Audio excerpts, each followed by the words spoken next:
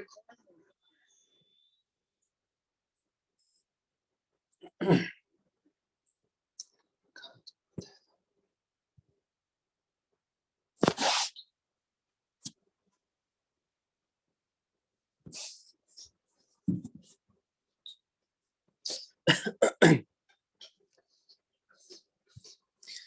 है, last class के main highlights.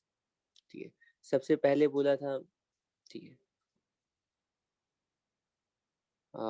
फर्मास principal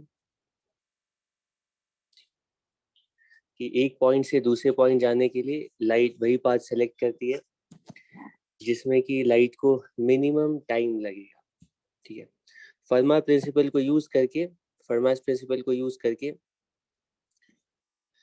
law of reflection हम लोगों ने, ठीक है, डिराइव किया था। और ऐसा बोला था, जब भी लाइट किसी रिफ्लेक्टिंग सरफेस पर फॉल करेगी तो हमेशा, ठीक है, angle of reflection angle of incidence के इक्वल बनाती हुई, ठीक है, वापस लाइट सेम मीडियम में रिफ्लेक्ट होगी। ठीक है, और इसके बाद लॉ ऑफ रिफ्लेक्शन की बेसिस पर, ठीक है, हम लोगों ने सबसे पहला केस, ठीक है, प्लेन मिरर का डिस्कस किया था। ठीक है, कि अगर प्लेन मिरर के सामने हम किसी ऑब्जेक्ट को रखते हैं, तो किसी प्लेन मिरर के सामने अगर हम अपने ऑब्जेक्ट को रखते हैं, तो लॉ ऑफ रिफ्लेक्शन को यूज करके हम लोगों ने, ठीक है, पता लगाया था कि ये प्लेन इस ऑब्जेक्ट की इमेज बनाएगा और उतना ही पीछे इस ऑब्जेक्ट का की इमेज प्लेन मिरर बनाएगा जितना कि आगे हमने इस ऑब्जेक्ट को प्लेन मिरर के आगे रखा है। ठीक है, प्लेन मिरर की वजह से किसी ऑब्जेक्ट की इमेज उतना ही पीछे बनती है, ठीक है, जितना कि आगे हम ऑब्जेक्ट को रखते हैं। ये वाली डिस्टेंस और ये वाली डिस्टेंस सेम होती है।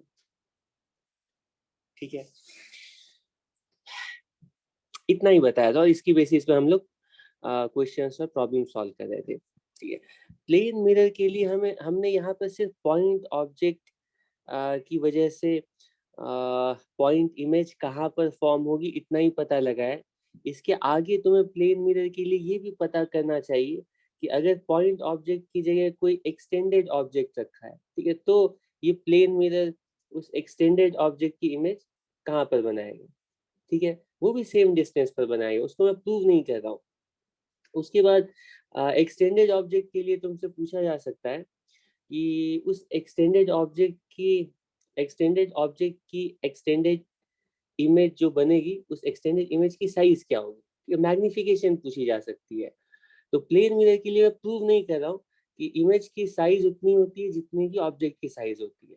ठीक है, और उसके बाद प्लेन मिरर के लिए तुमसे ये भी पूछा जा सकता है कि अगर ये ऑब्जेक्ट, ठीक है, मिरर को अप्रोच कर रहा है किसी स्पीड से, ठीक है, तो इमेज कितनी स्पीड से मिरर को अप्रोच करेगी। ये भी मैं प्रूव नहीं कर रहा हूँ, ठीक है, इसको तुम 2 मिनट में प्रूव कर सकते हो कि इमेज की स्पीड और ऑब्जेक्ट की स्पीड भी बिल्कुल इक्वल होगी। ठीक है, तो हर एक टाइप के मिरर के लिए या रिफ्लेक्टिंग सरफेस के लिए हमें पॉइंट ऑब्जेक्ट की इमेज कहाँ पर बनेगी, पॉइंट ऑब्जेक्ट की पॉइंट इमेज कहाँ पर बनेगी, तो पता लगाना ही है। साथ साथ अगर एक्सटेंडेड ऑब्जेक्ट है तो मैग्निफिकेशन क्या होगी, और ऑब्जेक्ट की वेलोसिटी इमेज की वेलोसिटी के बीच में क्या रिलेशनशिप हो। हम इसके आगे भी जा सकते हैं कि ऑब्जेक्ट मान लो एक्सेलरेट कर रहा है तो इमेज कितनी एक्सेलरेशन से आगे आ रहा होगा, ये भी कैलकुलेट कर सकते हैं। ठीक है, लेकिन उतना जनरली हम डिस्कस नहीं करते हैं, लेकिन कैसे कैलकुलेट करना है वो हम लोग आगे देखेंगे। ये प्लेन मिरर वाला केस है, तो प्लेन मिरर में ये सारे जो रिजल्ट्स हैं वो बहुत ही सिंपल आने वाले हैं। जैसे कि object distance image distance same है, तो ऑब्जेक्ट वेलोसिटी इमेज वेलोसिटी भी सेम आती है, और ऑब्जेक्ट एक्सेलेरेशन इमेज एक्सेलेरेशन भी सेम ही आएगी। मैग्निफिकेशन 1 मतलब कि इमेज की साइज ऑब्जेक्ट की साइज सेम आएगी। ठीक, ये सब मैं यहाँ पर प्रूव नहीं कर रहा हूँ, प्रूव करने की जरूरत नहीं है, लेकिन ये सारी चीजें हम इसके बाद हर एक सरफेस के लिए डिटेल में डिस्कस करेंगे। ठीक है, क्वेश्चंस तो मैंने पिछली क्लास में, कल की क्लास में बस इतना ही बताया था। ठीक है, ये जो फर्मास प्रिंसिपल को यूज करके हमने लॉ ऑफ रिफ्लेक्शन प्रूव किया था, ठीक है, और हमने कैलकुलस की हेल्प ली थी। लेकिन अगर तुम लोग चाहो तो बिना कैलकुलस के भी ये आई इक्वल्स आर वाला रिलेशनशिप फर्मास प्रिंसिपल को यूज करके तुम निकाल सकते थे। ठीक है, तो तुम लोगों को अगर थोड़ा भी लॉजिक यूज करते, मैं सोचा कि कल बताऊं, लेकिन हम फिर लॉ ऑफ रिफ्लेक्शन की बेसिस पर प्लेन मिरर पर आ गए थे। लेकिन मैं थोड़ा सा हिंट दे देता हूँ कि ए से बी आने के लिए मिनिमम डिस्टेंस वाला पाथ सेलेक्ट करना है। तो कैलकुलस की हेल्प से पता चला था कि ए से बी तक आने के लिए मिनिमम पाथ वही वाला पाथ होगा जिसमें कि इंसिडेंट लाइट रे और रिफ्लेक्टेड लाइट रे, सॉरी, इंसिडेंट लाइट रे और रिफ्लेक्टेड लाइट रे बिल्कुल इक्वल एंगल्स फॉर्म करेंगे। ठीक है, angle of incidence, angle of reflection, ये दोनों सेम होगा। ठीक है, लेकिन इसी क्वेश्चन को सॉल्व करने के लिए ना, कि मैं तुम्हें दूसरी टेक्निक बताता हूँ। ठीक है, अगर तुम लोग अच्छे से विजुलाइज कर पाओगे, ये मैं हिंट दे रहा हूँ, मैं इसको हिंट से ही हमारा काम हो जाएगा। ठीक है, तो ये फिर से प्लेन मिरर बनाना पड़ेगा। ये हमारा प्लेन मिरर है और इसकी सिल्वरिंग मान लो ऐसे कर दी गई है। और दो पॉइंट्स हैं, दो पॉइंट्स कहाँ कहाँ पर मैं बता देता हूँ कि ए पॉइंट कुछ है, कहीं पर भी दो रैंडम पॉइंट्स ले लेते हैं। ए से बी आने के लिए मिनिमम डिस्टेंस वाली पाथ कौन सी होगी? तो ऐसा करने के लिए ना, हमें ये बताया गया था कि ये वाली डिस्टेंस h1 है, ये वाली डिस्टेंस ठीक है h2 है, और इन दोनों के बीच की जो डिस्टेंस है वो l है। ठीक है, मिनिमम मिनिमम डिस्टेंस वाला पाथ कौन सा होगा पता लगाना है। तो एक तरीका तुम ये भी कर सकते थे कि मिरर से h2 हाइट पर ये पॉइंट है, बिल्कुल h2 डिस्टेंस पर पीछे चले जाओ, 1 2 3 4 5 6, तो यहाँ पर। ठीक है, अब ध्यान से सुनना,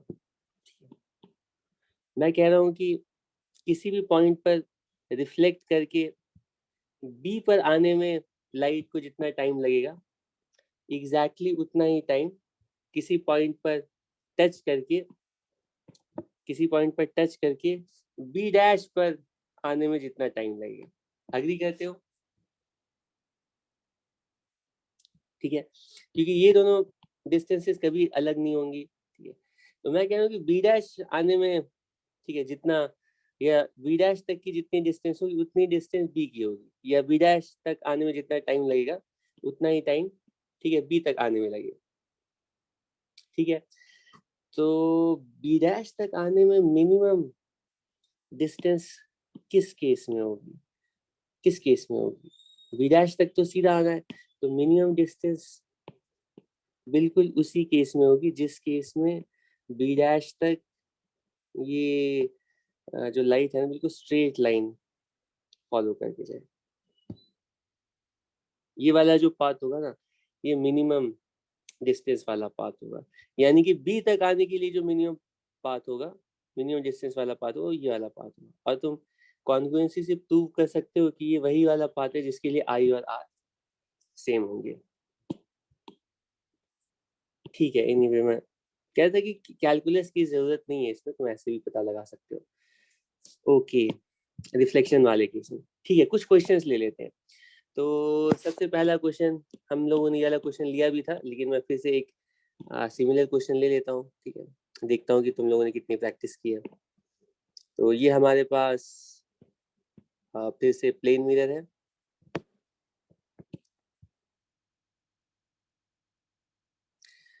प्लेन मिरर के पीछे कोई ऑब्जेक्ट है जिसकी कोई पोल है, ये पोल है।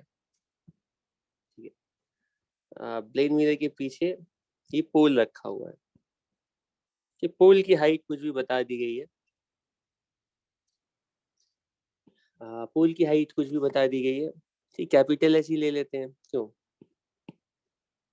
कि कुछ भी नंबर 10 मीटर 5 मीटर ऐसे बताया जा सकता है, ये वाली डिस्टेंस कैपिटल एच। ठीक है, ठीक है। अब इसके बीच में कहीं पर ठीक एक आदमी आता है और इस आदमी को ठीक है पोल की कंप्लीट इमेज, इस आदमी को पोल की कंप्लीट इमेज मिरर के अंदर देखनी है। ठीक है, आदमी कहाँ पर है? ठीक, आदमी कहाँ पर है? तो आदमी यहाँ पर है। ठीक है,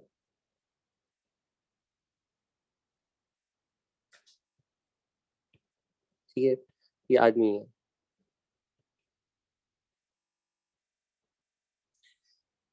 ठीक है, और ये आदमी मान लो कि बिल्कुल पोल, क्वेश्चन में बताया जा, हो सकता है ये यहाँ पर दिया हो, यहाँ पर दिया। क्वेश्चन में बोला गया कि इस केस में आदमी बिल्कुल ठीक बीच में है। ठीक बीच में होने का मतलब है ये वाली डिस्टेंस डी है और ये वाली डिस्टेंस। अब पूछा गया है कि मिरर की मिनिमम कितनी लेंथ यूज करनी पड़ेगी साइमल्टेनियसली कंप्लीट पोल को विजुलाइज करने के लिए। कैसे सॉल्व करेंगे? पहला तरीका है कन्वेंशनल मेथड कि पहले हम सोचेंगे ए पॉइंट को विजुलाइज करने के लिए मिरर का कौन सा हिस्सा यूज होगा। ठीक है, ए पॉइंट को विजुलाइज करने के लिए। ठीक है, तो क्या करेंगे कि ए पॉइंट से बोलेंगे लाइट रिफ्लेक्ट होकर के ऑब्जर्वर की आंखों में चली जाए। ठीक, ऐसे ड्रॉ करेंगे ये वाला पॉइंट, ये वाला पॉइंट इसको मैं लिख देता हूँ ए डैश। बी पॉइंट को विजुलाइज करने के लिए, ठीक है, बी पॉइंट को विजुलाइज करने के लिए मिरर का कौन सा पार्ट यूज होगा? ठीक है, तो late us call it be dash. Conventionally अगर सॉल्व करना होता ऐसे ही सॉल्व करते हैं, ए से बी डैश की लेंथ निकाल लो और तुम्हें मिरर की लेंथ पता चल जाएगी जितने की हमें यूज करनी होगी टू, ठीक है,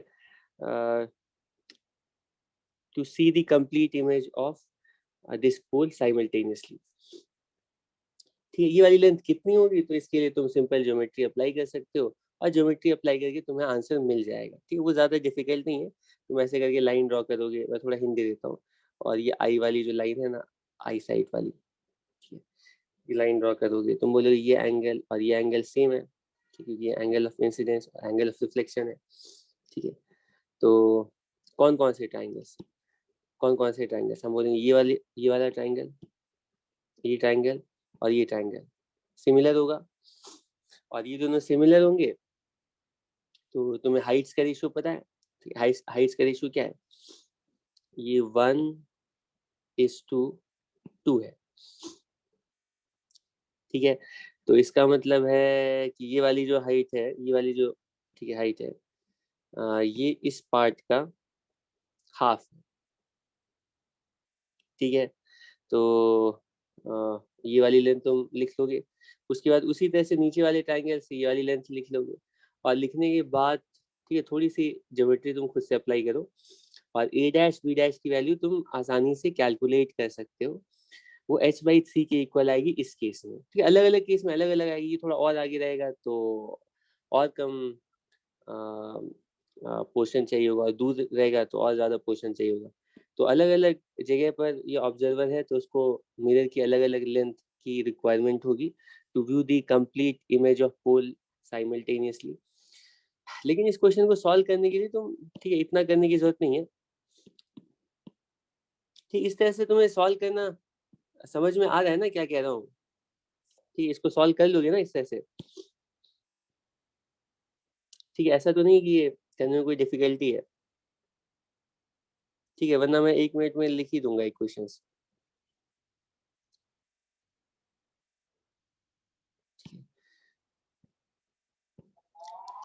ये वाली लेंथ अगर तुम टोटल x मान लोगे, ठीक, और ये वाली लेंथ टोटल y मान लोगे, ठीक है, तो इसको 1:2 में, अगर सॉरी 2:1 में डिवाइड करेंगे, ये देखो ये वाला ट्राइंगल, ये वाला ट्राइंगल सिमिलर है, हाइट्स का रेशियो 1:2 है, तो बेसिस का रेशियो भी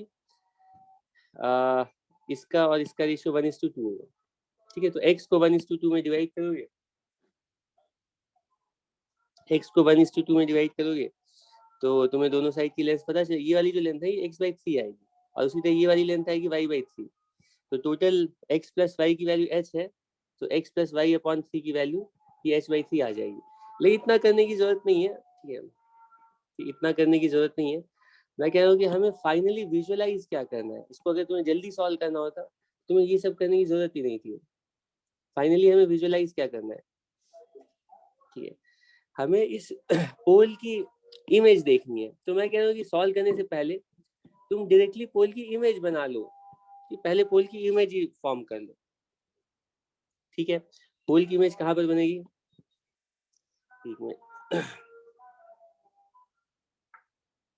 पोल की इमेज यहाँ पर बनेगी। पोल मिरर से जितना आगे है उतना ही पीछे पोल की इमेज बन जाएगी। ठीक है, डिस्टेंसेस सही है। एक मिनट इसको देख लेते हैं। ये है 2 4 8 10, 2 4 8 10। ठीक है। अब ये जो ऑब्जर्वर है ना वो पोल को नहीं देखेगा, पोल की इमेज को देखेगा। तो पोल की इमेज को देखने के लिए, ठीक है, ये जो लाइट आएगी ना वो पोल के टॉप पॉइंट से ऑब्जर्वर की आंखों में, उसी तरह पोल के बॉटम पॉइंट से ऑब्जर्वर की आंखों में। ठीक है, ये वाली जो लाइट है, ये वाली जो लाइट है ये एक्चुअली यहीं से आ रही है, ठीक है, लेकिन ऑब्जर्वर को लगेगा कि लाइट इमेज से आ रही है। ठीक है, तो हम डायरेक्टली भी ये लाइट रे फॉर्म, डायरेक्टली भी ये लाइट रे बना सकते हैं। और डायरेक्टली बनाने के बाद तुम्हें 1 सेकेंड में सिमिलैरिटी अप्लाई करके ये वाली हाइट पता चल जाएगी। तो इन सब का नाम रखोगे, ये ए डैश है, ये बी डैश है, ठीक है, इसका नाम मान लो सी है और ये डी है। ठीक है, और सिमिलैरिटी से हम बोलेंगे कौन कौन से ट्राइंगल्स को सिमिलर कर रहे हैं। ठीक है, एक ये वाला ट्राइंगल है और दूसरा ट्राइंगल है ये वाला ट्राइंगल, दोनों ट्राइंगल सिमिलर है। हाइट्स का रेशियो इस बार क्या है, इस बार हाइट का रेशियो 1:3 है। तो तुम देख सकते हो ये वाली हाइट d/2 है और ये टोटल हाइट है 3d/2।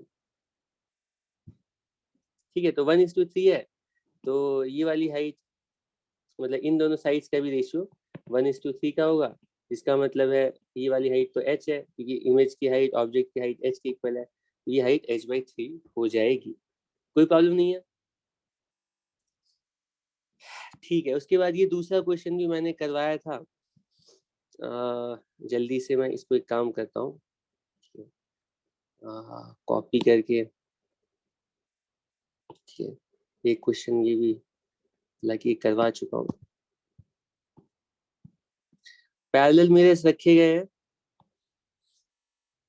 और इसमें पूछा गया है कि M2 से स्टार्ट करते हुए, M2 से स्टार्ट करते हुए थर्ड इमेज कहाँ पर बनेगी हमें पता लगाना है। ठीक है, M2 से स्टार्ट करते हुए थर्ड इमेज,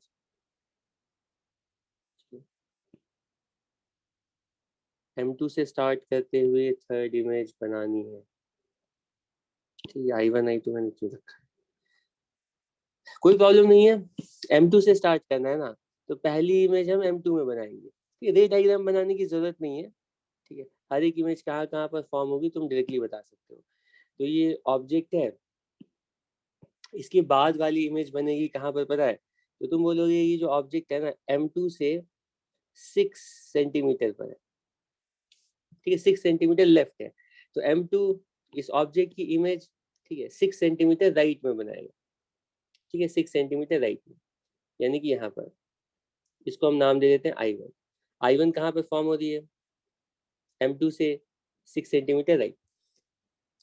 अब तुम समझ सकते हो ये जो I1 है ना ये M1 के लिए ऑब्जेक्ट की तरह ट्रीट होगी। ठीक, मैंने एक लाइट रे ड्रॉ की है, दूसरी वाली लाइट रे ऐसे आ रही है, तो ये 2 लाइट रे है। ठीक है, 2 लाइट रे सफिशिएंट है ऑब्जेक्ट इमेज की पोजीशन पता करने के लिए। तो M1 को ऐसा लगेगा I1 से इमेज आ रही है, तो M1 क्या करेगा, M1 के लिए I1 ऑब्जेक्ट है। ठीक है, M1 के लिए I1 ऑब्जेक्ट है, तो I1 कितना आगे है, ये वाली टोटल डिस्टेंस निकालोगे, ये 16 सेंटीमीटर है। ठीक है, तो M1 से I1 16 सेंटीमीटर आगे है, तो M1 क्या करेगा, 16 सेंटीमीटर पीछे इमेज बनाएगा, ठीक है, 16 सेंटीमीटर पीछे। अब मैं इसको स्केल प्रॉपरली नहीं कर पाऊंगा क्योंकि इमेज बाहर चली जाएगी प्रॉपरली अगर ड्रॉ करूंगा। तो M1 ये जो ये जितनी डिस्टेंस है ना उतनी डिस्टेंस पीछे लगभग मैं गेस करके बता देता हूँ। ये मान लो I1 I2 यहाँ पर आ गई, ये सेकेंड इमेज होगी, ये कितनी दूर होगी, M1 से ये वाली डिस्टेंस कितनी होगी, ये होगी 16 सेंटीमीटर। थर्ड इमेज कहाँ पर बनेगी, तो ये जो I2 है यहाँ से M2 को ऐसा लगेगा कि I2 ऑब्जेक्ट है और I2 से ये लाइट आ रही है M2 पर, ठीक है। तो इसकी इमेज M2 फॉर्म करेगा, कितना कहाँ पर फॉर्म करेगा, उतना ही पीछे जितना कि आगे ये I2 है। तो I2 M2 से कितना आ गया, 16 + 10 26। तो हम बोलेंगे थर्ड इमेज बनेगी M2 से 26 सेंटीमीटर, ठीक है, राइट में फ्रॉम M2। तो इसको मैं ऐसे ड्रॉ कर देता हूँ, ये है हमारा ये हमारी है I और ये वाली डिस्टेंस है 26 सेंटीमीटर। ये हमारा आंसर हो जाएगा, ठीक है। हम बोलेंगे थर्ड इमेज बनेगी M2 के राइट में 26 सेंटीमीटर। ठीक, इस तरह का कोई भी क्वेश्चन होगा सॉल्व करिए। फाइनल कैटेगरी होती है कि अगर हमारे पास, पिछले क्लास में इतना ही बताया था, इसके बाद का केस आता है कि अगर हमारे पास किसी ऑब्लिक एंगल पर, अभी दोनों मिरर्स जो है ना पैरेलल रखे गए थे, इनके बीच में एंगल, ठीक है, 0 बोला जाएगा, ठीक है। तो तो इस बार जो हमारे पास मिरर्स है उनको किसी ऑब्लिक एंगल पर रखते हैं, ठीक है, एक ऐसे मिरर रखते हैं और दूसरा मिरर बिल्कुल इसके परपेंडिकुलर रखते हैं, ठीक है। हमें पता लगाना है अगर दो मिरर्स बिल्कुल एक दूसरे के परपेंडिकुलर रखे हुए हैं और इनके बीच में कहीं पर, ठीक है, इनके बीच में कहीं पर हम कोई पॉइंट ऑब्जेक्ट रख देते हैं, तो इसकी कितनी इमेजेस बनेंगी, total number of images form. क्या अभी भी इनफाइनाइट इमेजेस बनेंगी, हमें पता लगाना, कैसे लगाएंगे, इस केस में कितनी इमेजेस बनेंगी जरा ऐसे गेस करके बताओ। कहीं पर भी ये ऑब्जेक्ट रख दिया,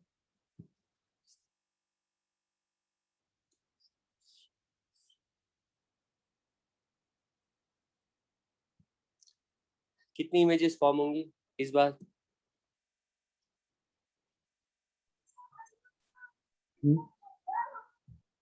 3।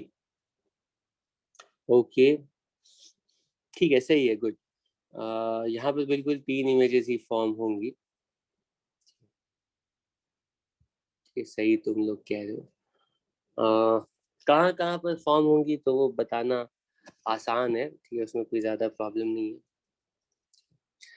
जैसे कि सबसे पहले मान लो हम पहले M1 से स्टार्ट करते हैं, ठीक है, तो तुम बोलोगे M1 की जितना ऊपर है उतना ही नीचे इमेज बनेगी। तो पहली इमेज तो, ठीक है, M1 से स्टार्ट कर रहे हैं अगर, तो ऑब्जेक्ट की पहली इमेज I1 बनी, ठीक है। वो कैसे बनी तुम्हें पता है, इससे बहुत सारी लाइट है, सॉरी, बहुत सारी लाइट ऐसे फॉल हो रही है, ठीक है, और ये रिफ्लेक्ट हो रही है, ऐसे रिफ्लेक्ट हो रही है जैसे कि लाइट से I1 से आ रही है, ठीक है, ठीक है। तो यहाँ पर जो ऑब्जर्वर है, ठीक है, वो शीशे के अंदर देखेगा तो उसे वैसे ही बिल्कुल वैसे ही पॉइंट ऑब्जेक्ट जैसा O है यहाँ पर भी दिखेगा, ठीक है। M1 में पहली इमेज बनी, उसके बाद ये जो लाइट रेज है ना I1 से निकल करके जो ये लाइट रेज है ये M2 पर भी फॉल करेंगी, ठीक है। इस तरह से बहुत सारी लाइट रेज I1 से निकल करके M2 पर फॉल करेंगी। तो M2 को क्या लगेगा, अगर M2 के रिस्पेक्ट में तुम सोचोगे तो M2 एक मिरर है, ठीक, इस तरह से, और यहाँ पर m1 था। इसके नीचे यहाँ पर ये I1 एक I1 M2 के लिए ऑब्जेक्ट की तरह ट्रीट होगा, ठीक है। I1 से M2 को I1 से ये लाइट रेज आती हुई दिखेंगी, ठीक है। अगर लाइट रेज मिरर पर फॉल करती हैं, ठीक, अगर लाइट रेज मिरर पर इंसिडेंट होती हैं तो उन लाइट रेज को रिफ्लेक्ट करके मिरर इमेज बनाएगा ही, ठीक है। तो ये जो रिफ्लेक्टेड लाइट रेज है इनके करस्पॉन्डिंग एक इमेज फॉर्म होगी। कहाँ पर फॉर्म होगी, ठीक है, उतना ही पीछे फॉर्म होगी जितना कि आगे M2 के ये I1 रखा गया है, ठीक है। तो ये लाइट रेज भी साथ साथ तुम्हारे दिमाग में, ठीक है, चल मतलब तुम्हें साथ साथ इमेजिन करना है। मैं थोड़ा जल्दी जल्दी ही बताऊंगा, लेकिन इसमें अगर तुम्हें कुछ, ठीक है, लगे कहीं पर समझने में टाइम लग रहा है तो तुम मुझे बताओगे, ठीक है। M2 से, ठीक, तुम्हें बता चुका हूँ कि अगर मिरर हो या मिरर का कोई पार्ट भी हो, ठीक है, या तो कंप्लीट मिरर हो, ठीक है, इस तरह का पूरा, ठीक है, लेकिन इस मिरर का छोटा पार्ट भी हो, तब भी मिरर का पार्ट भी ऑब्जेक्ट की इमेज वहीं पर बनाएगा जहां पर पूरा मिरर इमेज बनाता है, ठीक है। बस डिफरेंस ये होगा कि अब इमेज को देखने के लिए ऑब्जर्वर के लिए रेस्ट्रिक्टेड जोन है, ठीक है। वो किसी खास जगह पर ही खड़े होकर के इमेज को देख सकता है, जिसको हम इमेज के लिए फील्ड ऑफ व्यू बोलते हैं। एनीवे, लेकिन इमेज तो फॉर्म होगी। अगर लाइट से इंसिडेंट हो रही है मिरर पर तो इमेज फॉर्म होगी। तो I1 की इमेज ना, इसको तुम ऐसा गेस कर सकते हो, ये जितना आगे है उतना ही पीछे, ठीक है, यहाँ पर I2 फॉर्म, ठीक है। ठीक है, मैं समझाने के लिए काम करता हूँ कि O के ना कोऑर्डिनेट्स लिख देता हूँ। मान लो O के कोऑर्डिनेट्स 4 और 2 है, तो I1 के जो कोऑर्डिनेट्स होंगे ना, और ये M1 M2 मान लो x और y एक्सिस के लिए के अलोंग है। अगर परपेंडिकुलर रखें तो ऐसा कर सकते हैं, परपेंडिकुलर नहीं होते तो ऐसा नहीं कर सकते। तो उस केस में क्या करना चाहिए था वो बाद में सोचेंगे, लेकिन यहाँ पर तो एटलीस्ट कोऑर्डिनेट के टर्म्स में बात कर सकते हैं। तो x कोऑर्डिनेट 4 होगा, y कोऑर्डिनेट -2 होगा, ठीक है। जितना ऊपर है उतना नीचे चला गया। तो I2 के कोऑर्डिनेट्स जितना आगे है I1 उतना पीछे I2 होगा, ठीक है। तो I2 के जो कोऑर्डिनेट्स वो -4 -2, ठीक है। अब क्वेश्चन है कि क्या I2 की नेक्स्ट इमेज फॉर्म होगी, ठीक है। I2 की नेक्स्ट इमेज फॉर्म होगी क्या, M2 लाइट रेज कैसे रिफ्लेक्ट करेगा, बताओ, जल्दी बताओ। क्या I2 की इमेज दोबारा फॉर्म हो सकती है इस केस में? कभी नहीं होगी, क्योंकि I2 से निकलने वाली जो लाइट रेज है ना, वो दोबारा M2 पर तो नहीं फॉर्म हो, क्योंकि M2 से तो रिफ्लेक्ट ही हो रही है। लेकिन ये M2 से रिफ्लेक्टेड लाइट रेज कभी भी M1 पर नहीं आएंगी, ठीक है।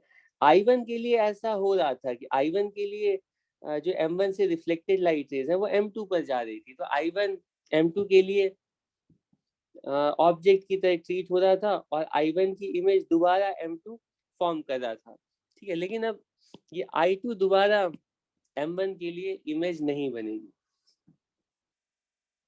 ठीक है। इसलिए नहीं बनेगी क्योंकि इसके फील्ड ऑफ व्यू से बाहर चली गई है, ठीक है। अगर हम इस I2 की इमेज M1 में बनाना चाहते हैं तो I2 से लाइट रेज निकल करके M1 पे फॉल होंगी। वो तभी फॉल हो सकती जब ये I2 एटलीस्ट M1 के आगे यहाँ पर, एटलीस्ट यहाँ पर भी आता ना, तो हम बोलते कि इमेज बनेगी। लेकिन ये तो इसके पीछे चला गया ना, तो यहाँ से लाइट रे M1 पर आ ही नहीं सकती है, ठीक है। तो अगर किसी ऑब्लिक एंगल पर दो मिरर्स रखे हुए होते हैं कुछ यूं इस तरह से, ठीक है, मान लो एक मिरर ऐसे है, दूसरा मिरर ऐसे है, ठीक है, इनकी रिफ्लेक्टिंग लाइट एक दूसरे को फेस कर रही है, ठीक है।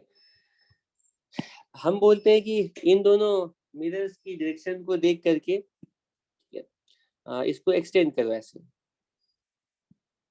ठीक है। हम बोलते हैं कि अगर यहाँ पर भी ऑब्जेक्ट है ना, यहाँ पर अगर ऑब्जेक्ट है, यहाँ पर कोई पॉइंट आ रहा है, तो उस पॉइंट की इमेज M1 है, M2 है, M2 फॉर्म कर सकता है। मान लो ये कोई सब्सिक्वेंट इमेज है, तो यहाँ से लाइट है ना ऐसे करके निकल रही होगी, तो इस वाले ऑब्जेक्ट से लाइट से M2 पर फॉल करेगी, क्योंकि ये M2 के लाइन के आगे है। ठीक है, यहाँ पर भी अगर कोई ऑब्जेक्ट, ठीक है, सब्सिक्वेंट ऑब्जेक्ट है M2 के लिए, तो इससे लाइट रे फॉल कर सकती है। ठीक है, इसमें कोई प्रॉब्लम नहीं है। ठीक है, लेकिन जैसे ही कोई भी ऑब्जेक्ट इस वाले जोन में चला जाएगा, इसको हम बोलेंगे डार्क जोन है ये। इस वाले जोन में कैसे, जैसे ही कोई भी पॉइंट आ जाएगा, अब उसकी दोबारा कोई नेक्स्ट इमेज नहीं फॉर्म होगी। ठीक है, जैसे ही कोई भी ऑब्जेक्ट यहाँ पर, यहाँ पर, यहाँ पर, क्योंकि ये ना ही M2 के रिफ्लेक्टिंग साइड में आ रहा है और ना ही M1 के रिफ्लेक्टिंग साइड में आ रहा है। ठीक है, तो इन सारे इस रीजन में जैसे ही कोई पॉइंट चला जाएगा, तो उसकी दोबारा कोई इमेज ये दोनों मिरर्स नहीं फॉर्म कर पाएंगे, और वहां पे हम बोलेंगे इमेज फॉर्मेशन, ठीक है, स्टॉप हो जाएगा। ठीक है, तो यहाँ पे तुम देख सकते हो कि इसके लिए डार्क जोन है ना ये वाला रीजन, जैसे एक भी पॉइंट, एक भी इमेज इस डार्क जोन में आ गई, अब उसकी नेक्स्ट इमेज नहीं फॉर्म होगी। ठीक है, ठीक है। तो अगर हम M1 से स्टार्ट करते हैं इमेज फॉर्म करना, तो यहाँ पे दो इमेज फॉर्म हो रही है, I1 और I2। ठीक है, अब बिल्कुल यही काम अगर तुम कंटिन्यू करते, अगर बिल्कुल यही काम तुम कंटिन्यू करते M2 से स्टार्ट करके, ठीक है, अगर M2 से स्टार्ट करके हम यही काम करते, इसको हटा, तो क्या होता बताओ।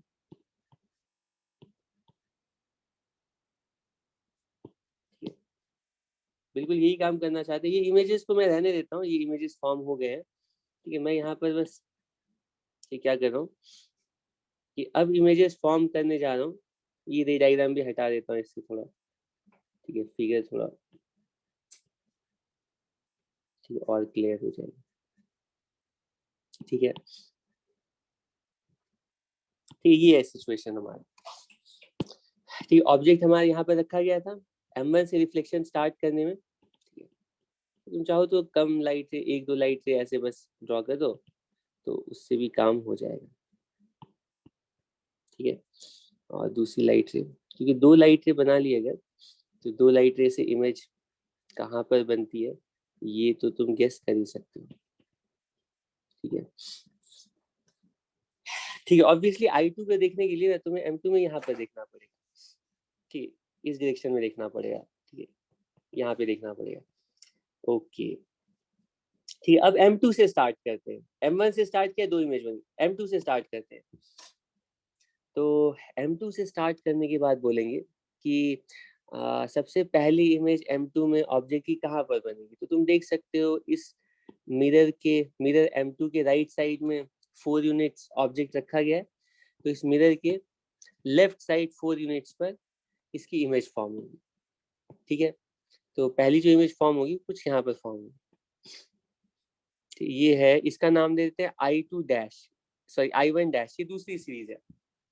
ठीक है, ये सीरीज और इमेज तब बनेगी जब हम M2 से रिफ्लेक्शन स्टार्ट करें।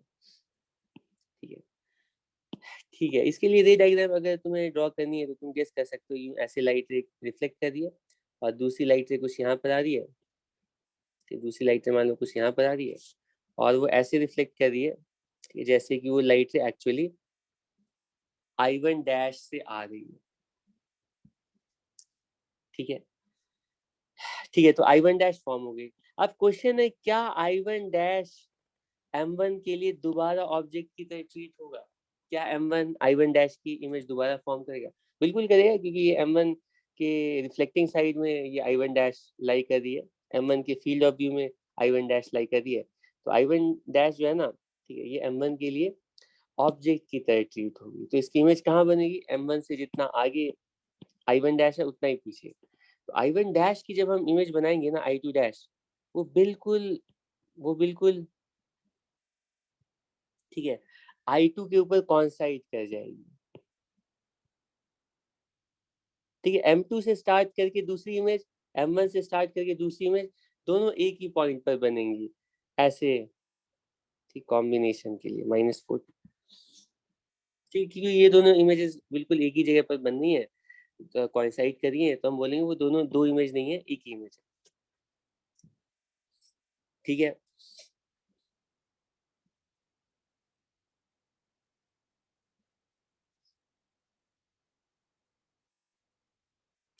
ठीक है, तो इसमें टोटल 3 इमेजेस फॉर्म होंगी। ठीक है, अब इसमें थोड़ा सा अगर मैं, यहाँ तक तो कोई भी बता सकता था, इसमें अगर मैं बहुत थोड़ा सा ट्विस्ट करता हूँ, बहुत थोड़ा सा इसमें मॉडिफिकेशन करता हूँ, मैं कह रहा हूँ कि अगर हम M2 को थोड़ा सा ऐसे आगे मान लो, ठीक है, आगे की तरफ बेंड करते हैं, उस केस में क्या होगा, क्या लगता है तुम्हें? बहुत स्मॉल एंगल से क्या होगा?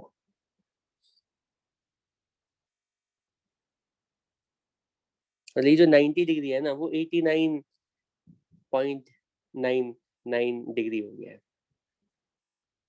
तो इस केस में क्या होगा?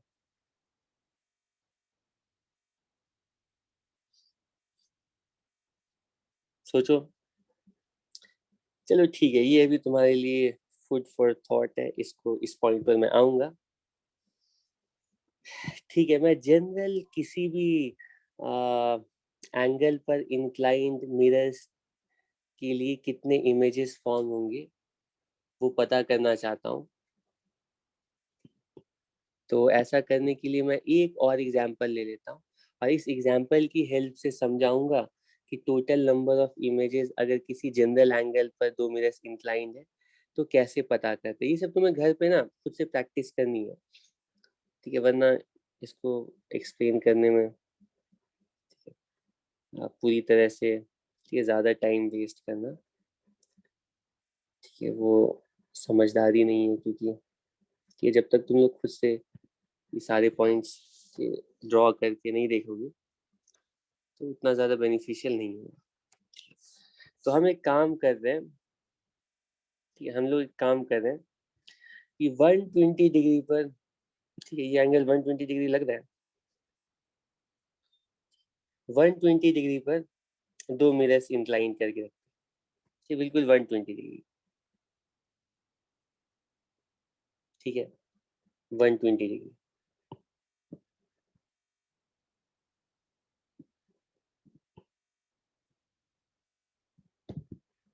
ठीक है, और एक काम करता हूँ मैं इंटेंशनली यहाँ पर, ठीक, इनका बाइसेक्टर भी ड्रॉ कर देता हूँ, ये बाइसेक्टर वाली लाइन,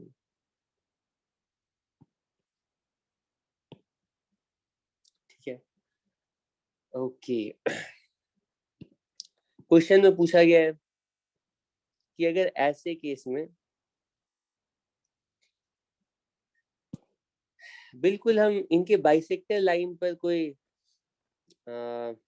कोई ऑब्जेक्ट को रखते हैं, तो यहाँ पर हमारा ऑब्जेक्ट रखा है, टोटल कितनी इमेजेस बनेंगी? टोटल एंगल यहाँ पर बता दिया गया है 120 डिग्री, टोटल कितने इमेजेस फॉर्म होंगी?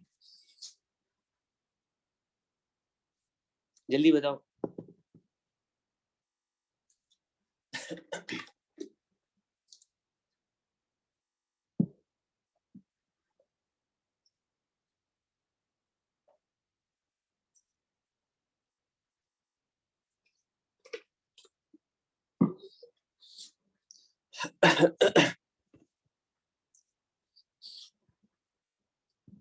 देखो, मिरर के लिए हम लोगों ने कार्टेशियन कोऑर्डिनेट सिस्टम में ऑब्जेक्ट और इमेज की पोजीशंस को एक्चुअली रिलेट किया है बिना बताए हुए, ठीक है। हम लोग बोल रहे थे कि इसके सामने अगर, ठीक है, प्लेन मिरर के सामने अगर, ठीक है, कि कुछ भी डिस्टेंस लेटर से, तो 4, ये हम लोग इससे पहले बोल रहे थे कि ये वाली डिस्टेंस और ये वाली डिस्टेंस सेम होगी, डिस्टेंस के टर्म्स में हम लोग ऑब्जेक्ट और इमेज की पोजीशंस को रिलेट कर रहे हैं, ठीक है, कोई प्रॉब्लम नहीं है। लेकिन एक और तरीका है, एक और तरीका है, हम कहते हैं कि इस मिरर पे कोई भी पॉइंट ओरिजिन मान करके, ठीक है, तुम ऑब्जेक्ट और इमेज के पोलर कोऑर्डिनेट्स पता लगाओ, ठीक है। तो पोलर कोऑर्डिनेट्स, ये मान लो ऑब्जेक्ट मान लो, ठीक है, ओरिजिन से r डिस्टेंस पर है, ठीक है, थीटा एंगल पर है, तो जो इमेज होगी ना वो भी r distance minus theta angle पर होगी, ठीक है। तो इमेज पता लगाने का दूसरा तरीका है कि तुम देखो मिरर की किसी पॉइंट से ऑब्जेक्ट कितनी डिस्टेंस पर है और कितने एंगल पर है, बिल्कुल उतने ही एंगल पर पीछे चले जाओ मिरर के, तो तुम्हें इमेज मिल जाएगी, ठीक है। तो हम लोग इमेज पता लगाने के लिए यहाँ पे पोलर कोऑर्डिनेट वाला मेथड यूज कर रहे हैं। ये डिस्टेंस कुछ भी होगी, 60 डिग्री पर ऑब्जेक्ट रखा गया है, तो हम बोलेंगे m1 से स्टार्ट करते हैं। मान लो पहले m1 पे फर्स्ट रिफ्लेक्शन मान करके टोटल नंबर ऑफ इमेजेस पता करते हैं। तो मैं कह रहा हूँ कि अगर हम m1 से स्टार्ट करेंगे तो कितनी इमेजेस मिलेंगी वो बता सकते हो? ये एंगल 60 डिग्री है, ठीक है। तो पहली इमेज कहाँ पर बनेगी? ठीक है, 1 2 3 यहाँ पर, ये वाली जो डिस्टेंस, ये वाला एंगल है, ये 60 डिग्री है।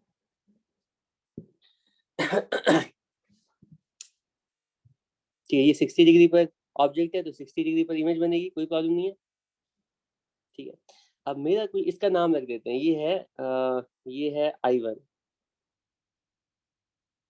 ठीक है। अब मेरा क्वेश्चन है कि I1 की इमेज दोबारा M2 में फॉर्म होगी क्या?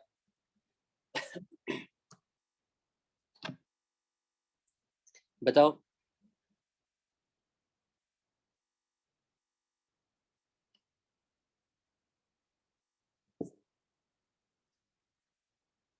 नहीं फॉर्म होगी। अरे कोई मिरर है, मिरर के बिल्कुल ऊपर हम ऑब्जेक्ट को रख देते हैं। मान लो ये ऑब्जेक्ट यहाँ पर है, ठीक है, यहाँ पर, तो ऑब्जेक्ट की डिस्टेंस मिरर से 0 है, तो इमेज की डिस्टेंस भी 0 होती। इमेज और ऑब्जेक्ट एक ही जगह पर फॉर्म होते हैं, ये दोनों कोइंसाइड कर जाते हैं, ठीक है। तो ये जो I1 है ना, इसकी दोबारा एक इमेज फॉर्म होगी, ठीक है, M2 में, M2 के अंदर, ठीक है। I1 की दोबारा इमेज फॉर्म होगी, लेकिन वो वहीं पर फॉर्म होगी, ठीक है।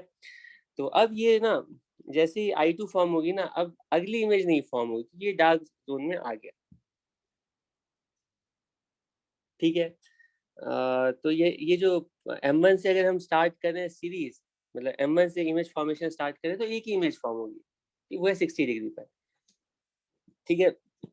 मैं बाय द वे यहाँ पर थोड़ा ये वाली लाइंस भी ड्रॉ कर देता हूँ, कि जिससे कि हमें पता चले कि हम लोग डार्क जोन में आ गए हैं या नहीं, ठीक है। अब इसके बाद हम लोग पता लगाते हैं कि अगर पहली रिफ्लेक्शन हम M2 में मानते हैं कि तो कितने इमेजेस फॉर्म होंगे, कि तो उस केस में कितने इमेजेस फॉर्म होंगे, ठीक है। तो बताओ कितने इमेजेस फॉर्म होंगे?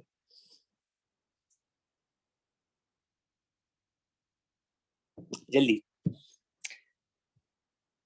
अरे यहाँ पे भी तो सेम चीज होती है ना, 60 डिग्री पर ये ऑब्जेक्ट रखा गया है, तो उससे 60 डिग्री बैक इमेज बनेगी, तो इमेज कुछ यहाँ पर सेम डिस्टेंस पर कुछ यहाँ पर फॉर्म होगी, ठीक है। ये बनेगी I1 डैश, ठीक है, 60 डिग्री पर। और 60 डिग्री पर इमेज बनने का मतलब वो M1 की लाइन पर आ जाएगी। अब I1 की इमेज दोबारा M1 में कहाँ पे बनेगी? उसी जगह पर बनेगी। I1 डैश की इमेज M1 बनाएगा, लेकिन वहीं पर बनाएगा, और उसकी अगली इमेज नहीं बनेगी, ठीक है। तो टोटल नंबर ऑफ इमेज इसमें 2 ही होंगी, ठीक है, 3 इमेजेस यहाँ पे फॉर्म हो ही नहीं सकती हैं, ठीक है। तो हमारा आंसर होगा टोटल नंबर ऑफ इमेजेस 2 है, लेकिन लेकिन ये तो उस केस में है ना जब हमने ऑब्जेक्ट को बिल्कुल सिमेट्रिकली रखा है। अगर हम ऑब्जेक्ट को सिमेट्रिकली नहीं रखते तो उस केस में क्या होता पता है? उस केस में क्या होता पता है? मैं थोड़ा सा आसानी के लिए क्या करता हूँ, मैं समझाता हूँ। मान लो हम ऑब्जेक्ट को बिल्कुल बाइसेक्टर पर नहीं रख रहे हैं, इस ऑब्जेक्ट को थोड़ा सा मान लो 59 डिग्री पर रखते हैं, यहाँ पर ऑब्जेक्ट आ गया, थोड़ा सा शिफ्ट कर गया हमारा, तो क्या होगा पता है? कि थोड़ा सा हमने बैकवर्ड्स, ठीक है, अब बिल्कुल बाइसेक्टर पर नहीं है हमारा ऑब्जेक्ट, ठीक है, हमारा ऑब्जेक्ट बाइसेक्टर पर नहीं है, ठीक है, ये एंगल्स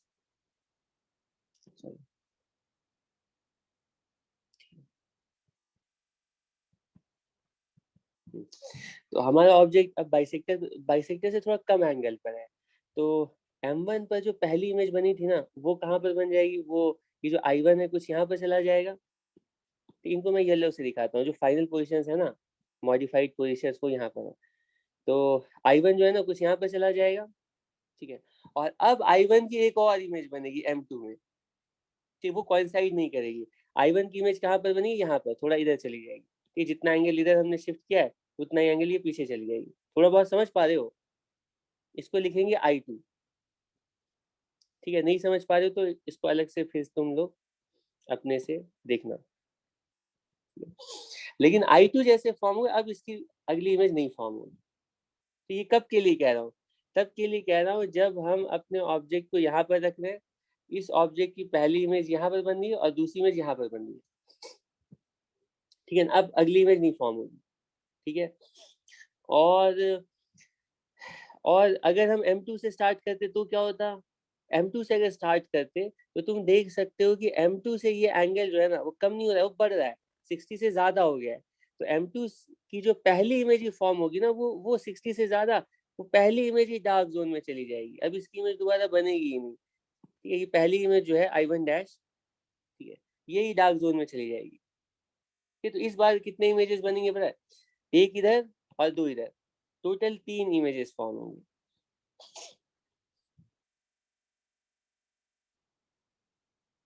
ठीक है। तो इसको हम लोग प्रूव कर सकते हैं, लेकिन वो प्रूफ थोड़ा मतलब इतना सिंपल नहीं है। कि अगर मान लो दो मिरर्स किसी थीटा एंगल पर, ठीक है, रखे गए हैं, ठीक है। सर आप ही हाँ, दिखाइए स्लाइड फिर से। थोड़ा फिगर अनक्लियर हो गया क्या? तुम अलग से भी बना सकते हो, मतलब ये मैं बाइसेक्टर वाला इसलिए दिखाया कि तुम्हें समझ में आएगी कोइंसाइड क्यों करे थे। अगर हम अलग से बनाते ना सब कुछ सर तो अगर और ज्यादा। बाइसेक्टर से नीचे है ना थोड़ा, फॉर एग्जांपल अगर 59 हाँ पे है हाँ हाँ तो नीचे भी 59 पे ही आएगा ना, हाँ हाँ, वो फिर ये बाइसेक्टर 59 से होगा, आगे ये आएगा ना। 59, हाँ ये 59 होगा अगर ये 59 होता है ये वाला। अब बताओ, ठीक है सर। तो ये जो I1 है ना वो M2 से की रिफ्लेक्टिंग साइड में आ गया ना, तो I1 की दोबारा इमेज बनेगी, लेकिन इधर से वो 61 हो गया है। तो वो M, अब जो I1 डैश आया है, I1 डैश जो आएगा वो रिफ्लेक्टिंग साइड में नहीं रहेगा, ठीक है। ये थोड़ा मतलब खुद से तुम्हें देखना पड़ेगा, ठीक है। तुम बोलोगे तो मैं 1 मिनट में सिर्फ अलग से भी बना दूंगा, ठीक, खुद से करना वैसे ज्यादा अच्छा रहेगा प्रैक्टिस करने के लिए, ठीक है। एंगल अगर मान लो थीटा है, ठीक है, दो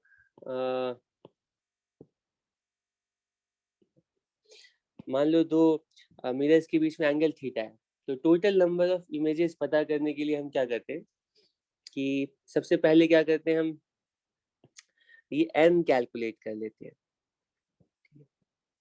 ठीक है। n का मतलब है, n का मतलब 360 अपॉन थीटा, और ये 360 अपॉन थीटा क्या इंडिकेट करेगा तुम, ठीक है, गेस कर सकते हो। अगर ये n इंटीजर आ रहा है, मान लो थीटा की वैल्यू, मान लो थीटा की वैल्यू 90 डिग्री है, ठीक है, वो तो प्लेन मिरर हो गया। तो वो इंडिकेट कर रहा है कि वो ओवरऑल ना, ठीक है, ये दो रीजन्स बना रहा है, ठीक है। थीटा की वैल्यू 90 नहीं है, 180 कहना चाहता, सॉरी। मान लो थीटा की वैल्यू 120 डिग्री है, ठीक, एक एक करके समझाता हूँ। थीटा की वैल्यू अगर 120 डिग्री है, तो उस केस में n की वैल्यू 3 आएगी। तो ये जो मिरर्स है ना, ये ओवरऑल ये 3 रीजन्स बनाएंगे इस तरह की, ठीक है। उसी तरह से अगर n की वैल्यू 90 आएगी, तो ये मिरर्स मिल करके टोटल 4 रीजन्स बनाएंगे, ठीक है, ठीक है। 4 पॉइंट्स यहाँ पर आ सकते हैं। उसी तरह अगर थीटा की वैल्यू इसके बाद क्या 72 आएगी, तो n की वैल्यू 5 आएगी, ठीक है। 60 होगी n थीटा की वैल्यू, तो n की वैल्यू ऐसे 6 हो जाएगी, ऐसे हेक्सागोन बन जाएगा, ठीक है। तो हम n पता करते हैं, ये पूरे 360 डिग्री को ये मिरर्स कितने, ठीक है, पार्ट्स में डिवाइड कर रहे हैं। ये पता चल जाता है।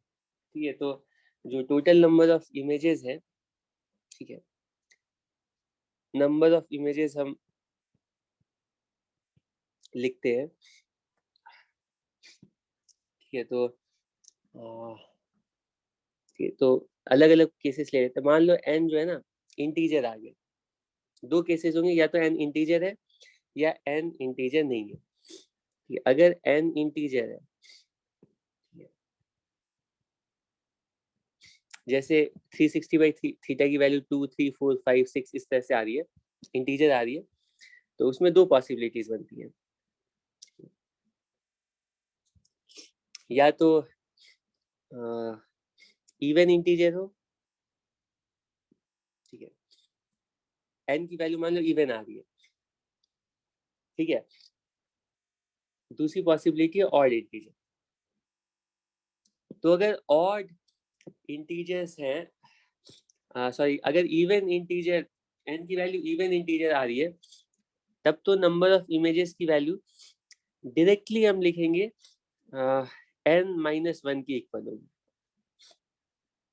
जैसे कि थीटा की वैल्यू मान लो 90 डिग्री है, तो नंबर ऑफ इमेजेस की वैल्यू n कैलकुलेट किया, n की वैल्यू आ गई 4, तो नंबर ऑफ इमेजेस होंगे 3। ठीक है, लेकिन अगर ऑड इंटीजर की वैल्यू ऑड आ रही है, कब आएगी? जैसे एग्जांपल लेते हैं 120 डिग्री, ठीक है, 72 डिग्री, तो n की वैल्यू इसमें 120 डिग्री के लिए 3 आ रही है। नंबर ऑफ इमेजेस कितने होने चाहिए? तो नंबर ऑफ इमेजेस, ठीक है, 3 होंगे। अभी हमने ये 120 डिग्री वाला ही तो एग्जांपल लिया था, टोटल नंबर ऑफ इमेजेस 3 आ रहे थे। ठीक है, लेकिन ऑड वाले में फिर से दो केसेस होते हैं कि हमने अपने ऑब्जेक्ट को सिमेट्रिकल रखा है या असिमेट्रिकल रखा है।